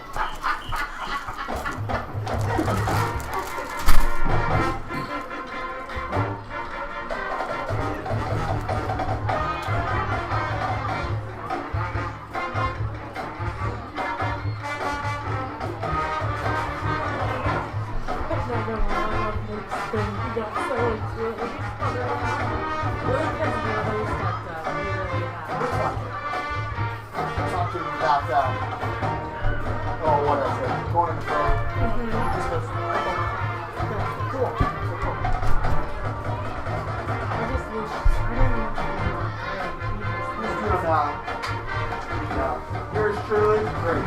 We're going to be done in 12 minutes, which is a good one right there, so we'll do it.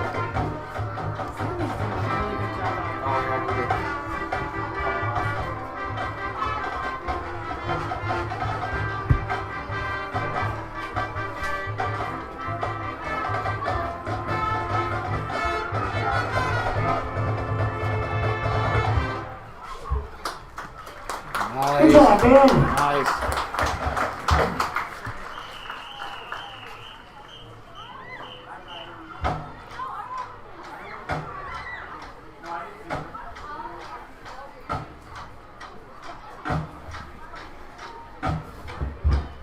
And here the band's going to perform the Panther Spiral.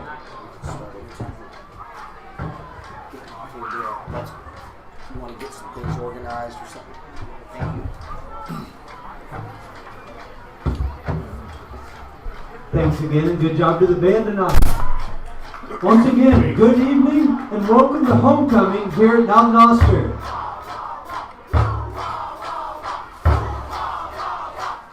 In just a minute, will meet our 2020 homecoming royalty candidates and crown our princess and prince and queen and king.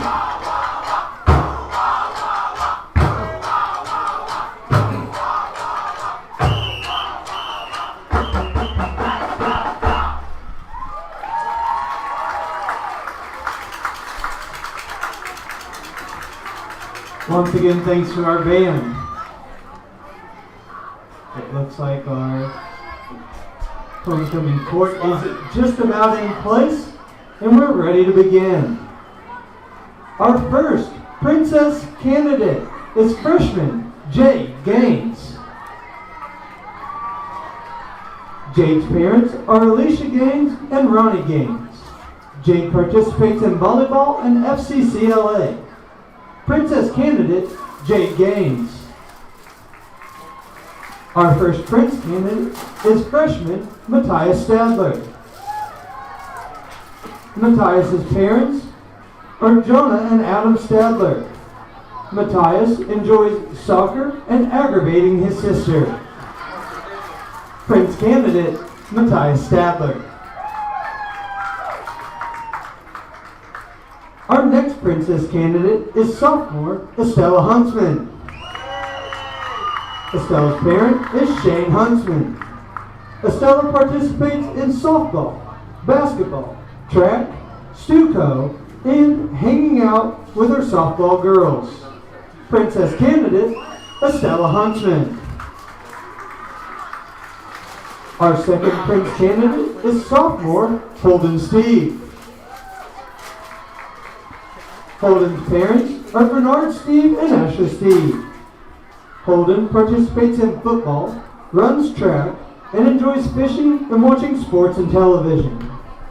Prince candidate, Holden Steve. Our final princess candidate is junior Keaton Stadler. Keaton's parents are Jonah and Adam Stadler. Keaton participates in volleyball and soccer and enjoys hanging out with friends, playing games, being the best sister to her brothers, and spending time with Sean. Princess candidate, Keaton Stadler. And our final prince candidate is junior Sean Floyd. Sean's parents are Alicia Kenyones and Sean Floyd. Sean participates in football and enjoys hanging out with the boys and being with Keaton. Prince candidate, Sean Floyd.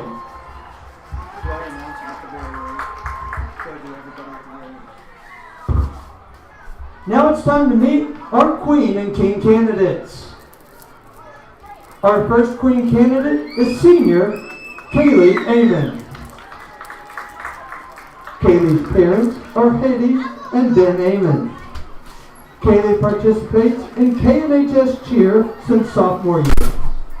Kaylee's favorite things to do are cheer with her best friends, go out on adventures with the girls, and jamming out with Brenda on car rides to support volleyball. After graduation, Kaylee plans to attend Missouri Valley for generals and attend Northeast Community College to receive her nursing degree in pediatrics. Queen candidate, Kaylee Amon. Our first King candidate is senior Justin Jones. Justin's parents are Brian and Jennifer Jones. Justin plays football and his interests include baking, playing the game, and hanging out with the slime. After graduation, Justin plans to receive a license in real estate. King candidate, Justin Jones. Our next Queen candidate is senior Olivia Bazenga. Olivia's parents are Keith and Wendy Bazenga. Olivia is involved in softball, National Honor Society, Student Council, FCCLA, FBLA, S2S, and she is the senior class president. During her free time, Olivia enjoys spending time with friends and family. After high school, Olivia plans to attend Missouri State University to major in speech communication and rhetoric and become a children's speech therapist. Queen candidate, Olivia Bazenga. Our second King candidate is Senior Hunter Boulay. Hunter's parents are Chris and Tammy Boulay. Hunter plays football and participates in trap shooting. Hunter enjoys spending free time doing metal fabrication and working on his truck. After high school, Hunter has been accepted to State Tech in Lynn, Missouri to pursue his career in becoming an industrial electrician. King candidate, Hunter Boulay.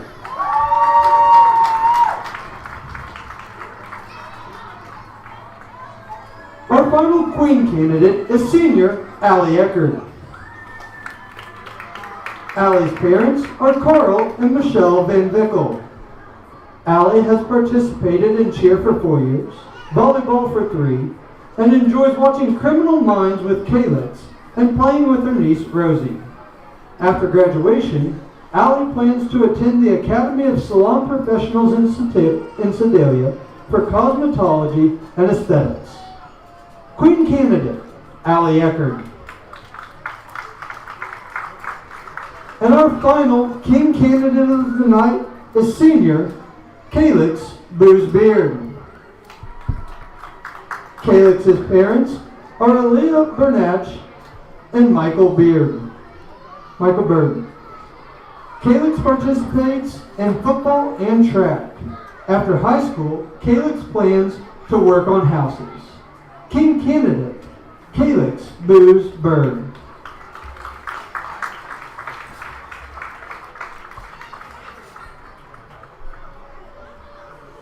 Now, to name our 2020 Princess, Junior Keaton Sadler.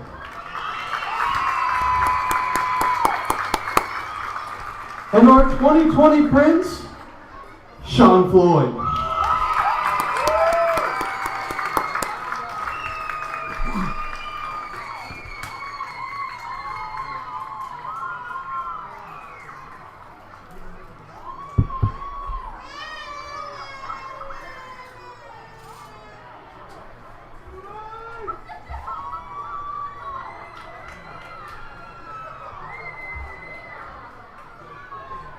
Now, for your 2020 Knob Noster Homecoming Queen, Olivia Bazenga.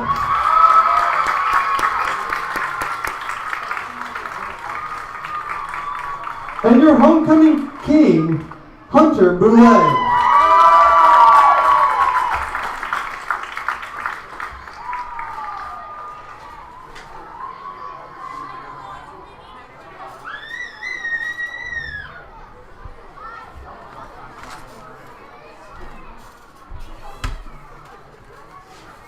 Let's give another round of applause for all of our candidates, Prince, Princess, King, and Queen. Thank you again for joining us for Homecoming. What a great halftime show here. And as we wrap up our King and Queen and Prince and Princess candidates, so we've got Stadler and Floyd there for Prince and Princess, and Boulay and Bazenga for King and Queen. Congratulations to them, and congratulations to all of those students down there, and every bit of the activities that have gone on all this week.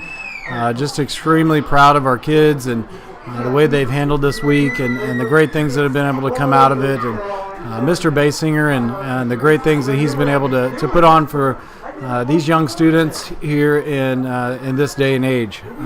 We'd also like to take some time once again to congratulate and thank our 2019-2020 Knob Noster High School yearbook sponsors. As we thank them, just make sure that you are also thanking them with your business as they serve us here in Knob Noster.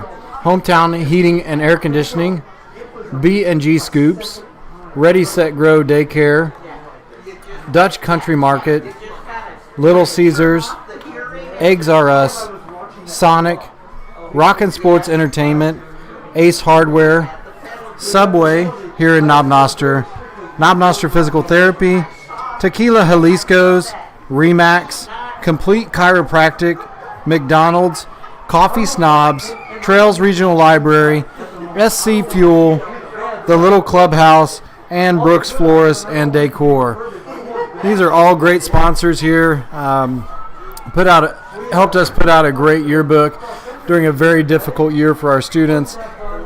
They're definitely going to want to look back on that and just to be able to reminisce and think back and possibly even forget some of the things that happened there after spring break and March 13th as our students didn't return there in that fourth quarter.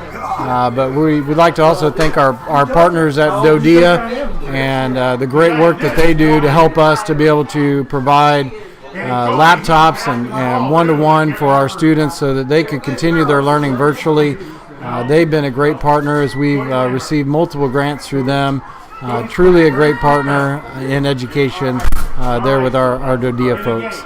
And we are under a minute here to be able to start this second half. Once again, Knob Noster up 28-6. We got those touchdowns in that first half. I mean, our players went out there and just did a great job to be able to get those touchdowns and to put them up there to give Knob Noster this lead.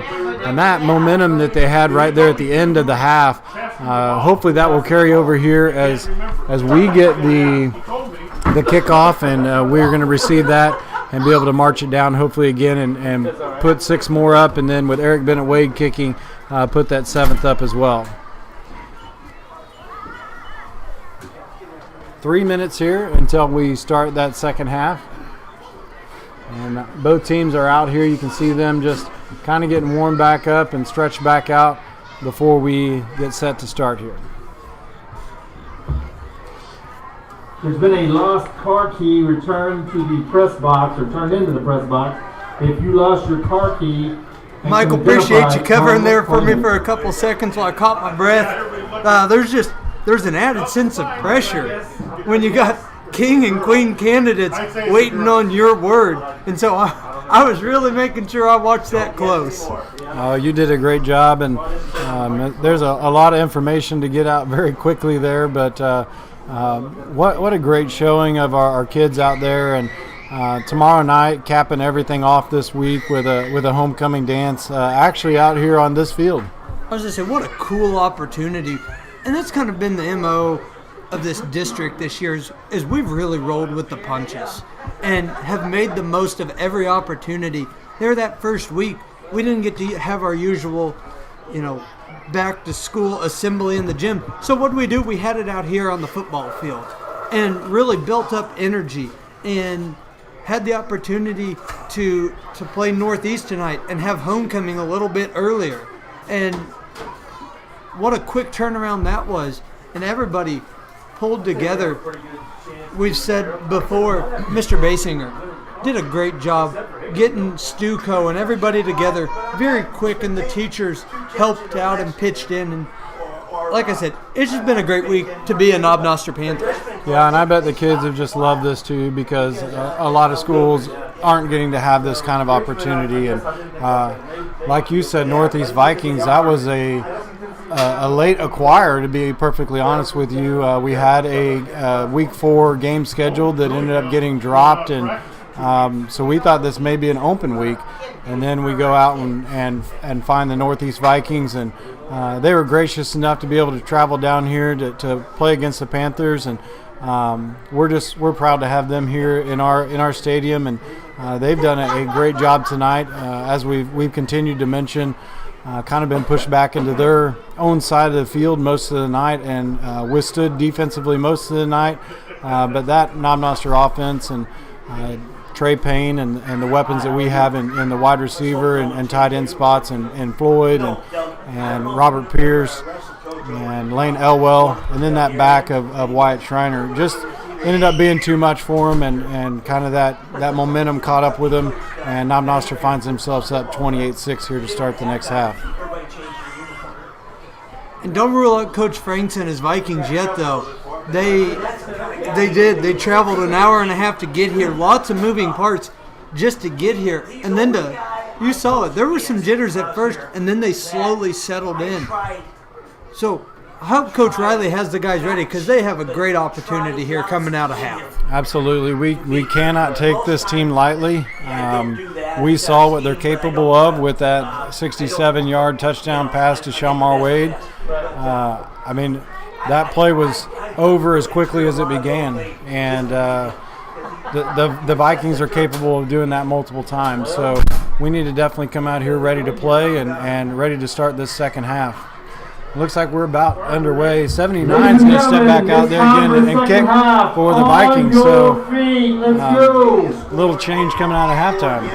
And Rodriguez, he punted the ball well there, but I guess going back to their main kicker, who they started the game with, who hadn't kicked the ball, he didn't kick it bad, just kept going out of bounds. Can't blame him. Yeah, I don't know that I'd blame him either. We've got Lane Elwell as our deepest back there, Wyatt Schreiner and Robert Pierce in front of him. They do decide to go ahead and punch it in. Lane Elwell is going to field that at about his own 6-yard line after all the bounces. He breaks a couple of tackles. He's got some nice field over there on the left-hand side, the far side. Look at the Lane's continuing to go.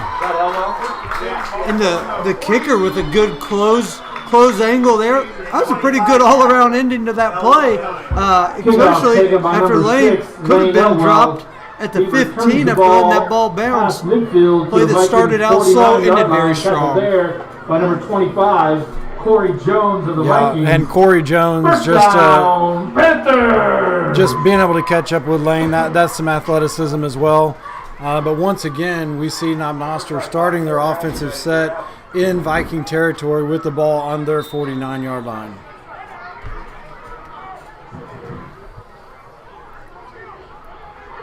Let's see what Trey Payne's got here for us in the second half.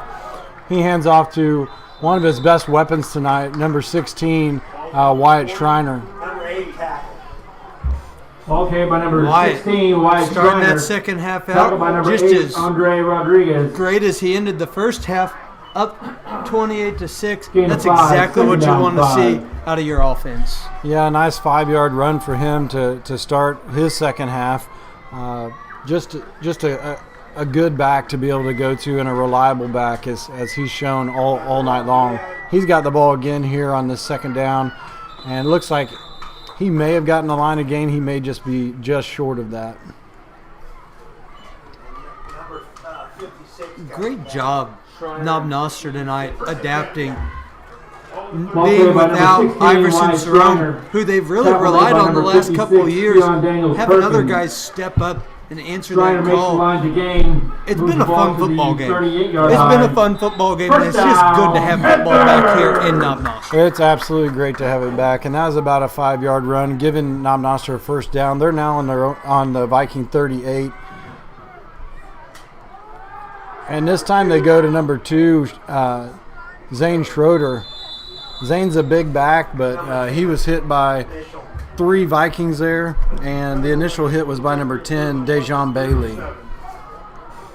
Well, carried by number 2, Zane Schroeder. And we talked about it Tackled by earlier, number picking 10, up John Northeast Bailey. for this game. We didn't think we were going to be back here at Gain of Panther 1, Stadium second down, until 9. October 2nd. So we would have gone from week 1 to October 2nd without any home football. So just to have it back is great. Yeah, that would have been definitely a long stretch, and put us deep into our first semester here. That was Trey Payne that actually ran that, and then number 56, Keon Daniels Perkins, his second tackle here in this half. And today hit midterms for us. Midterms in the first quarter. It didn't even seem like we should be at that point. But the kids have worked hard, and that brings me to the great point that we've got students running the camera tonight that have just done a good job stepping up, learning this as we go, and a big shout out to them and all of our students that have helped. Yeah, you saw the freshman there, Trey Payne. He was under pressure, was still able to get that ball away, but just short of, looked like Robert Pierce over there on the far side. Payne's pass intended And for that number pressure 3, was Robert by number Pierce, is 55, incomplete. Joseph Brings up fourth Deterio. down. Deterio just about swallowed him up, but Payne had the presence of mind to go ahead and get rid of that ball and actually made a pretty nice throw on it. It was just a few yards short of Pierce. What a fun transition we've seen from him tonight. Nice break on the tackle there. Wyatt Schreiner looked like he was going down. He spun totally out of it, and Schreiner's going to take it in. Schreiner just got a 36-yard touchdown run. His yards after carry may have been 36. I was going to say, 36 from the line of scrimmage. He had to run probably another 20 yards just to get to that point. Absolutely. So that yard after contact was probably well more than 36, but it's going to go down as a 36-yard touchdown run for Schreiner here, and that's going to give Knob Noster a 34-6 lead. Great momentum here to start the second half. Here in the third quarter as they put 6 up early.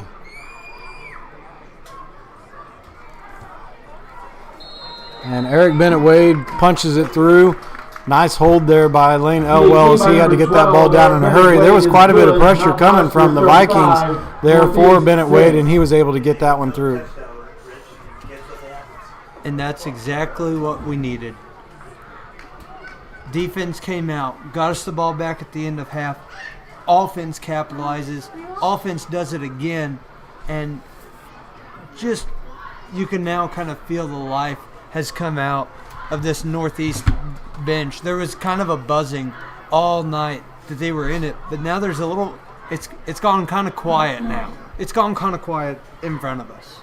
Yeah, definitely. That's pretty deflating for the Vikings. I mean, you go into half with a touchdown against you. You come out of half and there's a quick touchdown that's put up as well.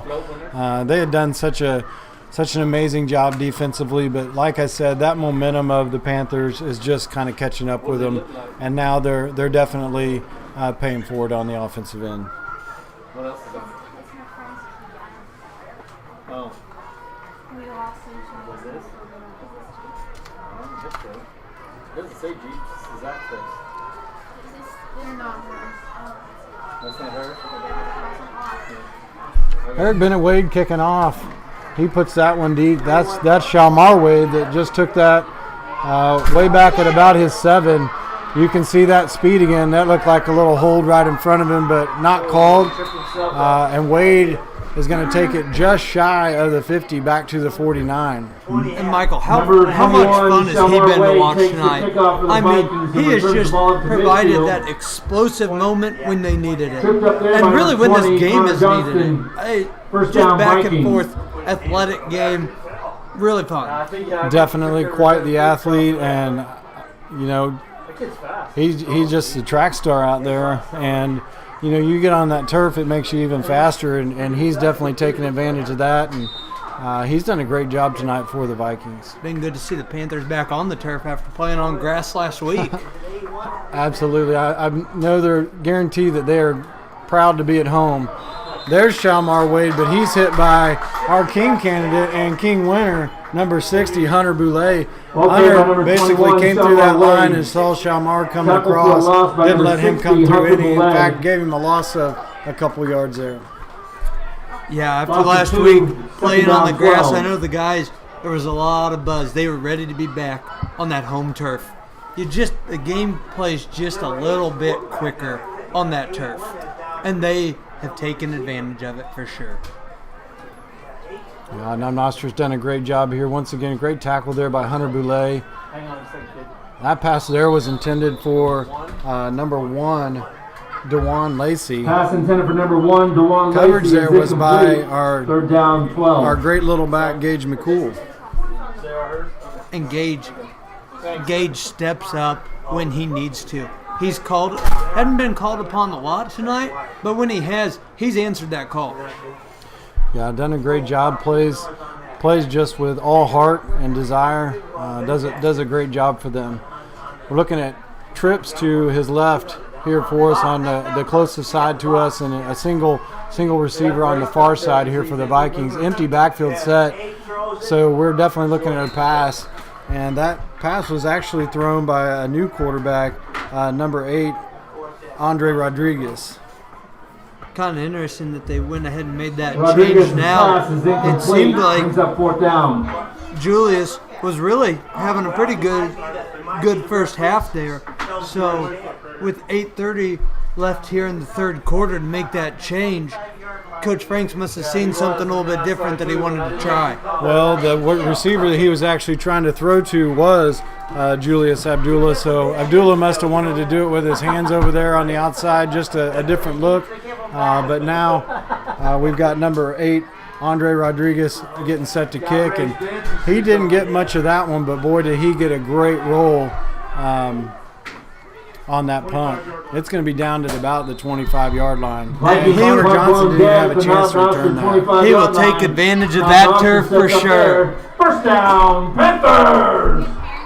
So Knob Noster taking over here. 8:18 left to go here in the third. They're up 35-6. 1st and 10 at their own 25 here for the Panthers. Another great opportunity to see our offensive set going against this Viking defense. Shalmar Wade is the closest back to us, and nobody on his side of the field. Now we've got Eli Turner coming over that will be covered by Wade. Thank you. This time the ball is handed off to Sean Floyd.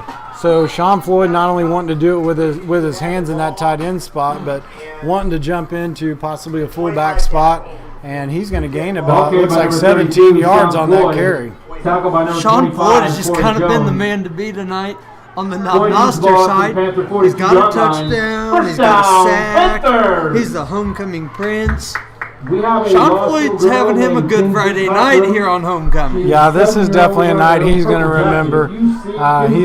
He's played a very good game, and then obviously having that crown for Prince, and I'm sure he'll cap that off with a nice time tomorrow at the dance as well. And what a great opportunity tomorrow night to be able to have it out here on this football field. And what a unique experience. That's just another one of those, our yearbook theme this year, we just said it the other day, and it's a new direction. Yeah. And how appropriate is that? This new direction we've taken and really run with it. Absolutely. And that run there was by Zane Schroeder. Zane's been a nice, consistent back there as well. And I tell you what, he's got some good size to him. There's a junior. He's going to be a nice back for us as a senior, with possibly Trey Payne handing him that ball multiple times next year. Let's recap some big wins of this week. In fact, just last night, softball went to Higginsville and beat the Huskers 10-4. So just a great night for them. I know tennis went with them as well. I don't really know how tennis fared last night, but as you stated earlier, volleyball also beat Lone Jack in 5 sets this week. And then our middle school football team defeated Carrollton Tuesday night, actually here, and fans were basically restricted from that game. And then girls tennis went and swept Lexington Tuesday night in conference play. So what a great night for them against a conference opponent, and did a great job with them. And then kind of capping it off, as we've talked about before, Sam Wilhelm winning that first annual Knob Noster Cross Country Invitational there at Royal Oaks. So just a great week for the Panthers. A lot of big storylines out of that. You've got the tennis team that's very young, still learning their spots. They pick up a 9-0 win. You've got softball, who has 8 seniors, and they pick up 2 conference wins in 1 week.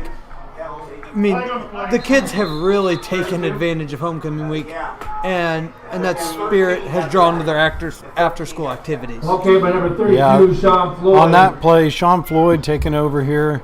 I haven't seen Schreiner out there for a little bit, so he might be trying to get a little bit of rest and get his legs back underneath him. Number 13, Nehemiah Rogers on the tackle for the Vikings. Looks like the call of the flag is going to go against Knob Noster. It's going to be a costly one too. That's at least a 10-yard penalty, taking the ball back to the 37. penalty against the Panthers will nullify Well, they're a up first down run. 35-6 with Holding 7:16 left penalty, here in the 10 yards third. from the spot of the foul, You never want to remains see second down. a mistake like that, especially when, you're looking for another possession, another score. Yeah, there's a nice handles there by number 6, Lane Elwell, as he paid attention and stayed on that pass. Got a short gain out of it, moved the ball up to about the 39. Pass complete to number 6, Lane Elwell. Tackle made by number 60, Evian Briggs. Big Gain of third 2, down here. Third down, 13. Well, you've got that comfortable cushion up 35-6. You don't want to give Northeast any sort of hope. Absolutely. They definitely don't want to give them any momentum here in the second half. He goes right back to Lane Elwell. Lane goes ahead with his legs after the tackle, gets about 4 or 5 yards after contact, and is able to pick up that second down, or that first down. Tackle made by number 81, Julius Abdullah. Julius Abdullah, the Elwell former is quarterback that moved over to wide receiver on the tackle for the Vikings. 47-yard line. The first half down, quarterback Panthers. being called upon to make a stop here on a really quick and speedy Lane Elwell, who has made his presence known tonight. Yeah, Elwell's a nice receiver, and we see that that Payne has really kind of taken to going to him as well. Sean Floyd. That was a great run by Sean Floyd. That's a 47-yard touchdown run by him. So Sean not only does it through the air with his hands on a nice catch, 14-yard catch, but here he runs in for 47 yards. And as you said before, he's having himself quite a night. I was going to say, now add a 47-yard touchdown run to his resume for the night. And you said it right. He is going to remember this night for a long time. And we've still got 6:03 left in the third. There's still more time for him to do even better stuff. There definitely is. And here's Eric Bennett Wade again. And Eric's going to split those uprights. Pressure seems to be coming a little bit quicker from the Vikings on that, so they're going to have to get that snap in there, and Wade's going to have to get that kickoff pretty quick, as they were pretty close to that. 42-6 here with just over 6 in the third. And Coach Franks, he's one of the first guys down there to meet his team out on the field. He's not letting his guys give up on this one. He's still holding them to that high standard. And for, 2 quarters, they put up quite the fight. But now Knob Noster is finding that groove and is really starting to flow and gel. Yeah, you wonder about what happened in that locker room there at halftime and how Coach Riley and his assistants responded and was able to get these guys to come out and put up a couple of quick points for the Panthers here, a couple of quick touchdowns here in the third quarter. They're definitely seeing some things that I don't know that they saw in the first half, but they're definitely seeing it now and have kind of changed their game plan a little bit to be able to open some of these things up. They're still going at him on the ground and still going at him in the air, but switching Sean Floyd into the back, maybe giving Wyatt just a little bit of rest with his legs was a great move. Obviously, as we just had a 47-yard touchdown from him. Well, and after that 67-yard pass and catch from Julius Abdullah to Shamar Wade, it's been 35 unanswered points for the Panthers. Yeah, and there's Wade right there. He's going to bring the ball back up to about the 42 of the Vikings. Looks like they're actually going to spot him at the 41.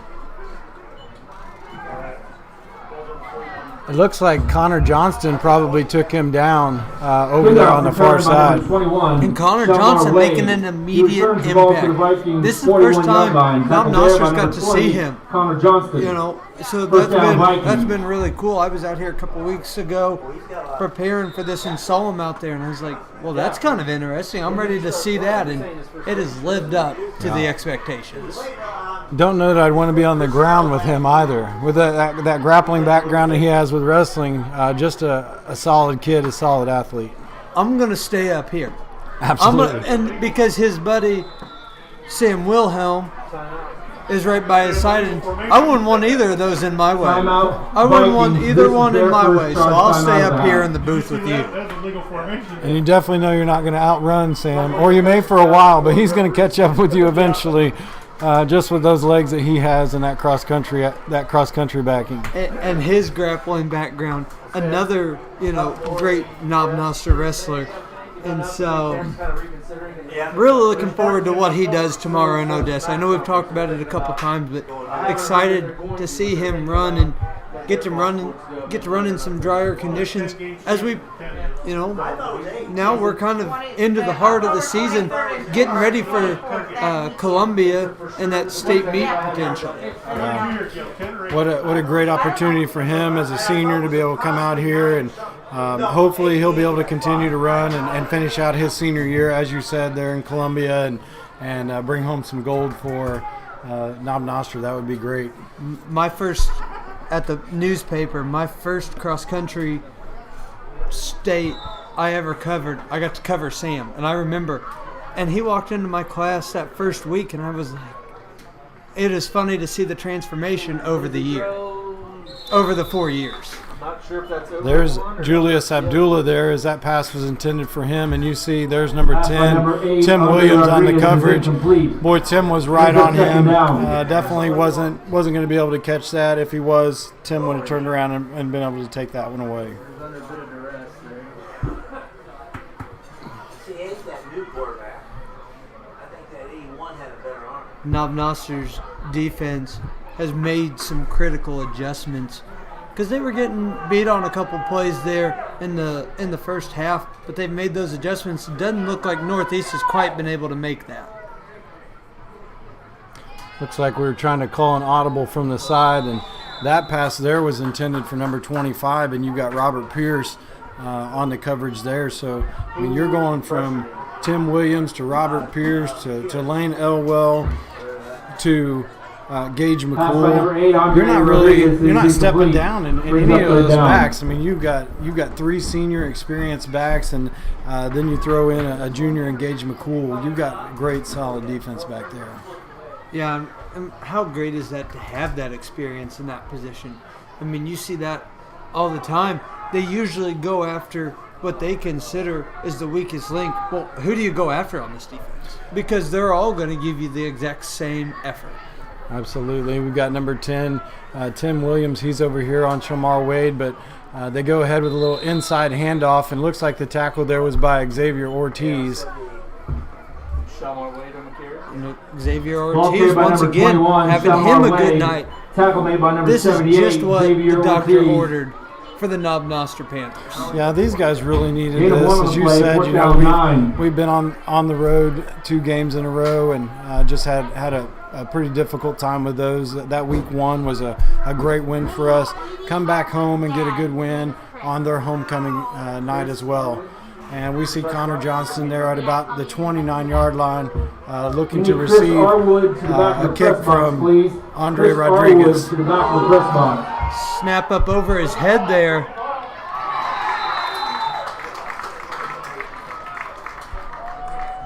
Number 8. Who tackled him? Yeah, I'm sorry. That was great pressure in the backfield by number 36, Shaughnessy Johnson. Shaughnessy Number 8, making a Andre big play Rodriguez. there as a tackles for senior loss by on number 8, homecoming. Shaughnessy Johnson. Great job by him. Looks like we got to run a Vikings clock turn the here ball now over with on downs. Panthers 2:20 take over first and 10 counting at the left here in the Vikings third 21-yard quarter line. with the Panthers up 42-6. Yeah, Shaughnessy just never gave up on that play. I mean, it was a high snap, and Shaughnessy had to come all the way from the other side. Never gave up on it. Gives Knob Noster great playing position here with the ball in the 21 of the Vikings.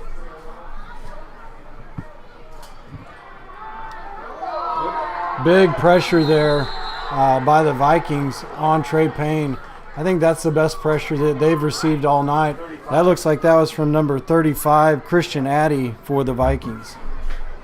Number 18, Trey Payne. You got to give it to tackled for loss Northeast. by They number haven't given 35, up. They've Christian kept Addy going and of the given Vikings. Knob Loss Noster a good of fight, and that's exactly what you want, especially on 7 on homecoming. the play. Second You down, want somebody that's 17. going to challenge you and push you to be the best version of your team, which is exactly what Knob Noster was needing to do.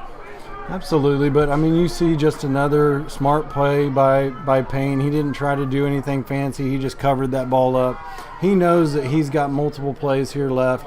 As we're just now in second down, there's a little fake on him, and he's going to go ahead and get the yardage back that he just lost and some, and he's going to end up putting it at about a third and 5, 3rd and 6 situation for himself. Number 6 used the tackle. And this is a great momentum builder and confidence boost for the Panthers as Okay, by number next 18, week starts Trey Payne. conference play. Tackled by number 60. You're on the road at Evian Carrollton, Briggs. which I remember a couple years ago. That's Gain of where 11, they're down 6. had a big conference win, but that's not something you can just rest on. You got to still be able to go out and take care of it year after year. Yeah, tough place to play. It's kind of in that little pit that kind of sinks down into the earth there, and very difficult atmosphere to play in. So Knob Noster's got to go in there and got to take care of business, as you said, first conference game, and then back home the next week going against Lexington, which is another game that we didn't know that would happen because at the beginning of the season, Lexington had canceled their sports, but brought those back, so we will be able to play that game. The Panthers leading 42-6. Well, we got 1 quarter of football left here in homecoming in Knob Noster.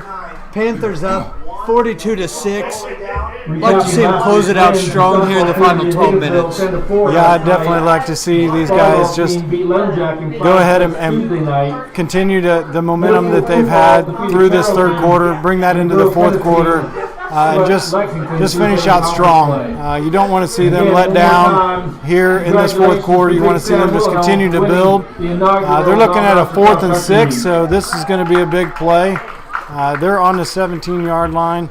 I'm sure that they're going to go for this, but this could be an opportunity to go ahead and bring Eric Bennett-Wade out and test that foot too, just to see if we can get a 45-6 here at the start of the fourth. On Thursday, the volleyball team will travel to Carrollton, and the cross-country team travels to Odessa tomorrow. And next week, your Panther football will be on the road at the Carrollton Trojans. So middle school volleyball next week is going to travel to Richmond on Monday. Seating is limited to that, so you need to let Coach Ferguson know if you're planning on going to that. And then middle school football is going to travel to Lexington, where we've gotten a couple of big wins here, so hopefully they can come up with a win as well on that road. Here we're looking at a 4th and 6 here to start the fourth quarter. Trey Payne trying to go to the air. He's got a lot of pressure. He's broke multiple tackles there, and he was able to get that pass off. Somehow he was able to get that pass off. And guess where he went? He went to number 32, Sean Floyd.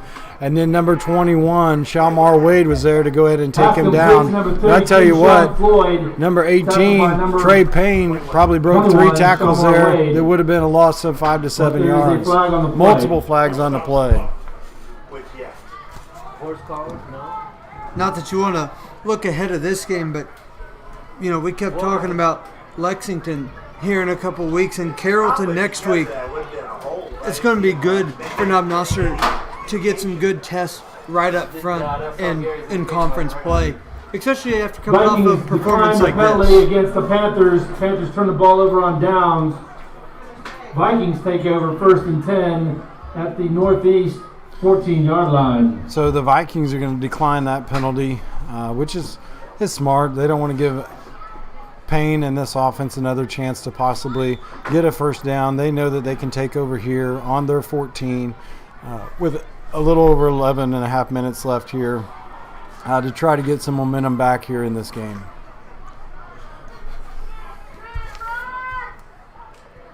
Number 8, Andre Rodriguez, still in that quarterback spot. Nice job there by Eli Turner. Eli Turner coming through there, keeping his hand up, and he knocks that down. And that incomplete pass can bring up 2nd and 10. And there's another senior stepping up to make a play. To come pick you up after tonight's game, please do so now. They don't want to miss the end of this. Yeah, just a nice play there by Eli Turner as he was able to come through. He kept his eye on that, batted it down. Now 2nd and 10 with the ball in the 14 for the Vikings.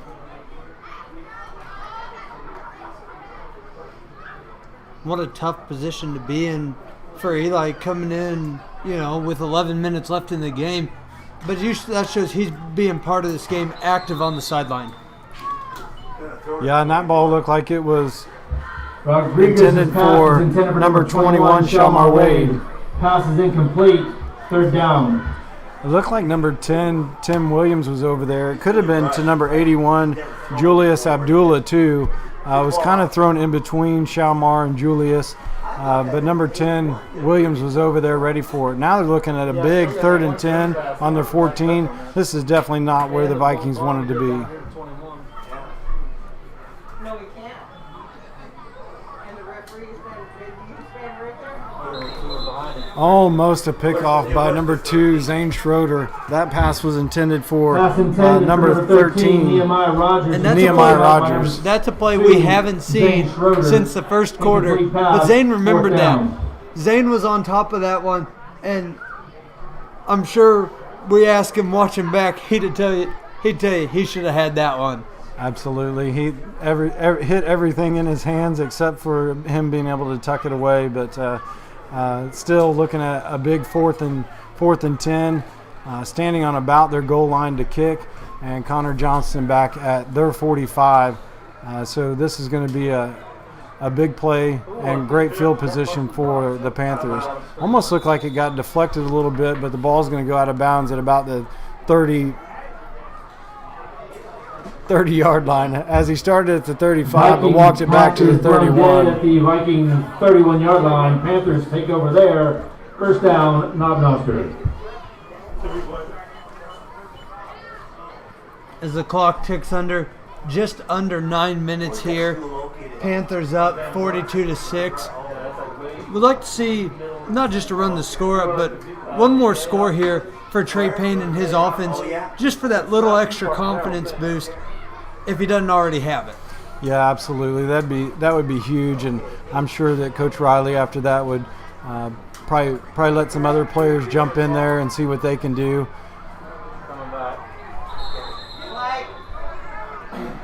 That was Sean Floyd again doing it on the ground. He was tackled there by number 8, Andre Rodriguez. Looks like they might have a call here on Wyatt Seymour, though, in the backfield. Looks like they're going to be backing this one up. Yeah, definitely. That penalty is going to negate a nice run by Floyd. Put the ball back all the way to the 47-yard line. So, boy, they've got 1st and a mile now as they look at a lot of field in front of them after a very costly penalty.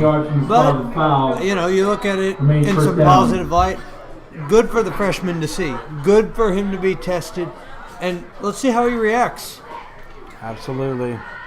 We see some good poise in the pocket, but boy, he had 3 Vikings all over him. 59 had initial. And the initial hit was by number 59 from the Vikings, and he really got back there.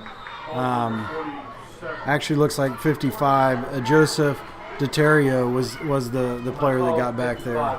We look like we have an injured number 18, Trey Payne, tackled for a loss by number 55, Viking on the field, but he jumped right back up when he thought he was going to have to come off.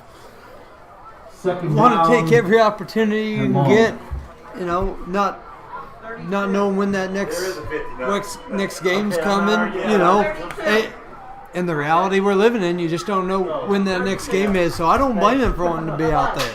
Yeah, this would be a tough time to be an athlete. I mean, you never know if that next game's going to come or if tonight is your last. I mean, just a different time that we are living in, and these guys are definitely making the most of each and every night. So good for them, and once again, as we've stated multiple times, good that football's back. 32 has the ball. It's like Tim Williams going to get a couple snaps here late in the game. So we've switched over to a little senior leadership here. And that looked like that was to Sean Floyd as he's going to take it up to the 41-yard line. Shalmar Wade with the tackle. Tackled by number 21, Shalmar Wade. Tim Williams is a junior. Yeah, he's a junior. He's got one more.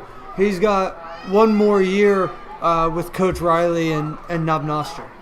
Well, that's definitely a benefit for the Panthers. Isn't that always nice when you're thinking, man, I don't want to lose that person. And then Seven, you look third down, at 19. your roster. I have done that numerous times, and you're like, hey, we get to keep him one more year. We'll take it. Well, take it. sometimes as a coach, you got that good player, and you feel like they've played there for 6 years. And Tim's one of those guys. So I was trying to graduate him early, but he's got at least one more year. That's what's been kind of funny is, some of the athletes I covered there at the paper, it just kind of seems like they've been around season after season after season after season. And so it's really funny to see them when they finally graduate. You're like, wait, they're actually letting you graduate? Like, I thought they were just going to, let you keep playing and having a good time. Yeah, there's just certain athletes as a coach that you just want to see graduate, and sometimes it feels like it's 6 or 7 years later that they actually do. There's going to be some contact on that punt, and looks like flag was thrown. Looks like Zane Schroeder. And, goes out of bounds. he definitely had his leg hit on that as he made that kick. Oh, and ran right into that kicking leg. Well, that plant leg was solid in the ground. Really hope he's okay, as slow to get off the field there. Definitely not the way you want to see this happen late in the game. Absolutely, and that brings us to just a special thank you to the Panthers medical staff. Megan Batusik, she's done a great job, and we did have a flag. That's a personal foul, roughing the kicker for the Vikings. That's going to be a very costly penalty for them, as that's going to result in a first down. At the Viking 26-yard line. And that's going to bring the ball up to the 26, so basically the original line of scrimmage, and then give us that first down.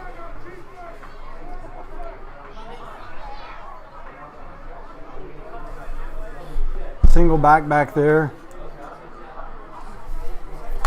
Single back for the Panthers. Actually, that is Trey Payne that's back in there again. He completes that pass over on the far side, surrounded by a host of Vikings over there. That pass was complete to number 6, Lane Elwell. And 56, Keon Daniels Perkins on the tackle for the Vikings. Defenders led by number 56, Keon Daniels Perkins.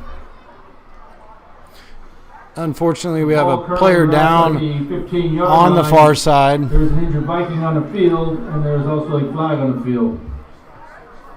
So player down. The ball currently is spotted at the 15-yard line.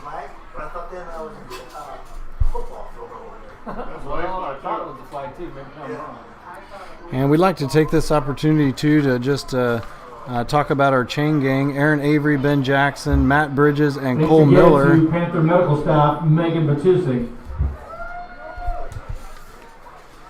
And then just a couple of other things that we'd like to thank. We'd like to thank Zaxby's, located in Warrensburg behind Walmart. They're indescribably good. They are the official sponsor of our hometown Panthers. And then we have just some also thank yous going out to Royal Oaks Golf Course for hosting that first annual Knob Noster Invitational Cross Country Meet. It was pretty muddy out there, but they put on a great meet out there, and Coach Carpenter and Coach Moore as well putting on that meet. And we see our injured Viking coming off mostly on his own power there. He's got some coach assistant, but it's just good to see him up and coming over to the sideline on pretty much his own. He does look like he's definitely grimacing and favoring that left leg, so hopefully he is okay, and we'll be able to hopefully get back out there as quickly as possible. But Knob Noster here is looking at a 1st and 10 with the ball on roughly right in between the 15 and 16-yard line.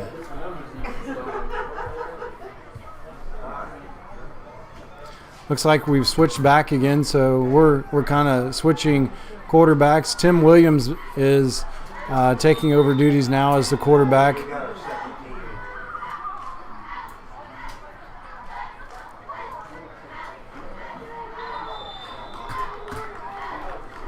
Tim with a handoff to number 35, Carter Boulay. And the tackle was made by 56, Keon Okay, by Daniels number 35, Perkins. Carter Boulay. Actually, we've mentioned Tackle by number 56, Keon Daniels Keon Perkins' Daniels name Perkins. quite a bit here. I think he had the first 2 Off the tackles floor here of this play, half, second but down, 14. he's really stepped up in this half defensively for the Vikings. Racked up quite a few tackles for them. And I believe that was Carter's first carry here in this game. So Carter getting that carry was unfortunately a loss of 4 yards for the Panthers, 2nd and 14. Tim going to keep that ball, tuck and run himself. There's Keon again for the Vikings. He's assisted there by number 35, Christian Addy. Okay, by number 10, Tim Williams. Tackled by number 35, Christian Addy. Ball spotted on about the 21-yard line. No gain on the play, 2nd down, 14. Actually looks a little more like 2nd down and 16, 17. So we're pushing a little bit further. We're going the wrong way offensively on this series. There's Carter Boulay again. Nice pressure, though, in the backfield by the Vikings. And I can't really see what number that is right now. It looks like it's number 60. So that's Evion Briggs. And also a flag on the play is going to be a hold against Knob Noster Panthers. 60, Evion Briggs. Flag on the play, indication is holding against the Panthers. Coach Riley, of all the good he's seen tonight, he's probably not liking this out of his backups because he still needs them to be just as much in this game as his starters have been. Yeah, absolutely. You want to see them come off the sideline. You want to see them kind of give you a little bit of spark and a little bit of fire to try to show you what they can do out there and build on that, not only for the season, but when you're talking scout team in practice and you're also talking about your future.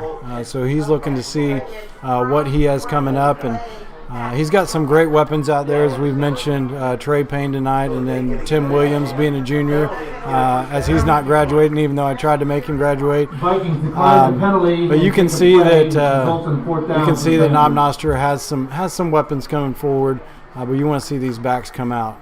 So they're looking at a big 4th and 14 as the Vikings decline that penalty. And there's Tim Williams there. Nice run by him.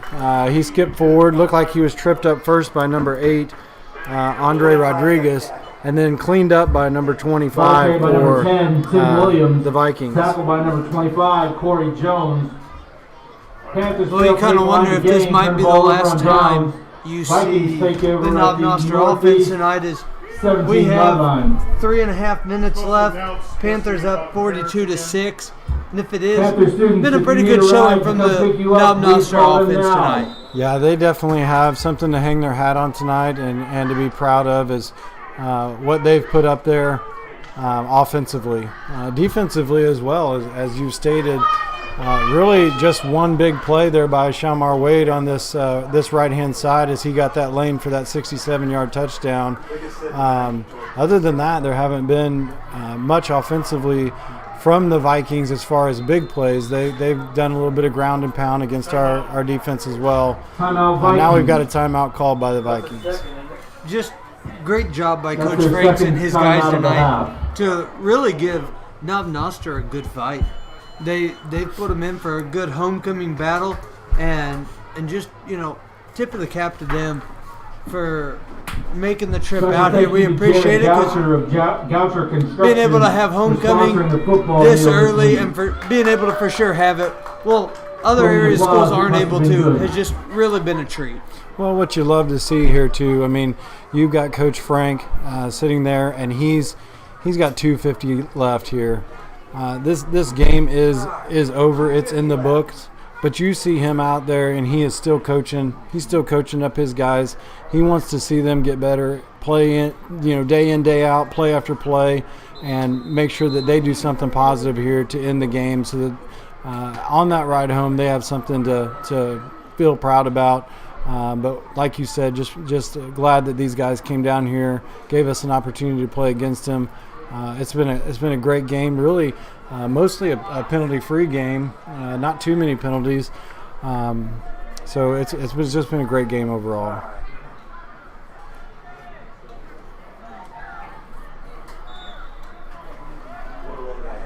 Really a great end to this week, and hope everybody enjoys a very unique and special homecoming tomorrow. Yeah, right. There's a big run. Almost went into like a wildcat set because that's Shalmar Wade. Out of bounds by number 24. Number 24, Adam Harvey, ended up catching up to him and pushing him out of Wade brings bounds. the ball up to the Vikings 32-yard Adam line. Harvey, a freshman First down, Vikings. who's getting some varsity time. This is going to benefit him. This is only going to benefit him. Absolutely, and when you can take somebody like Shalmar Wade and push him out of bounds, that's a nice thing. There's Julius Abdullah right there, and you got Jason Rao on the tackle for the Knob Noster Panthers. 53 got the tackle.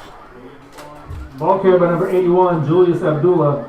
Tackle made by Clock number just 53, about to go under. Jason Rao. 2 minutes left here in homecoming night in Knob Noster. Panthers up 42-6. Second down, 7. Then the celebration will be on, and it can all be fun after this because it was business leading up to this. Absolutely. These guys have been, they've been thinking about this all week. They've been dedicated to getting this win tonight. So this is going to feel pretty good going into that dance tomorrow. And what a great way they get to come back out on this field again and celebrate dancing that way. Nice pressure there by number 53, Jason Rao. That's actually his second tackle there. He hunted down number 81, Julius Abdullah, and just took him down for that sack. So 2 great tackles right in a row by Jason Rao. Down 9. And what great track, and he missed the initial strip and catches the feet. What great awareness and heads-up play by him. Yeah, just a freshman, like you said. He's out there getting some time as well. Just racked up 2 quick tackles in a row. Looking for his third here.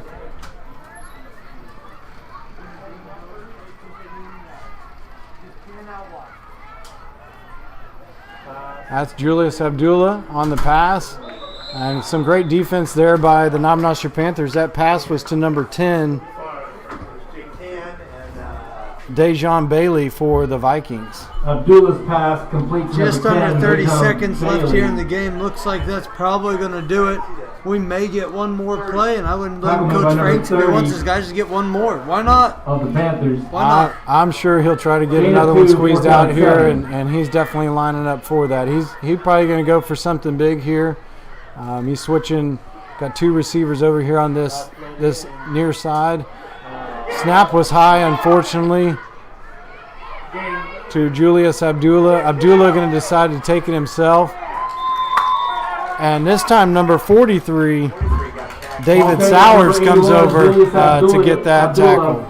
Taken out of bounds by number 43. Ref looks like he's a little Sowers, shaken up. The good news is, game's over, so he can go rest now.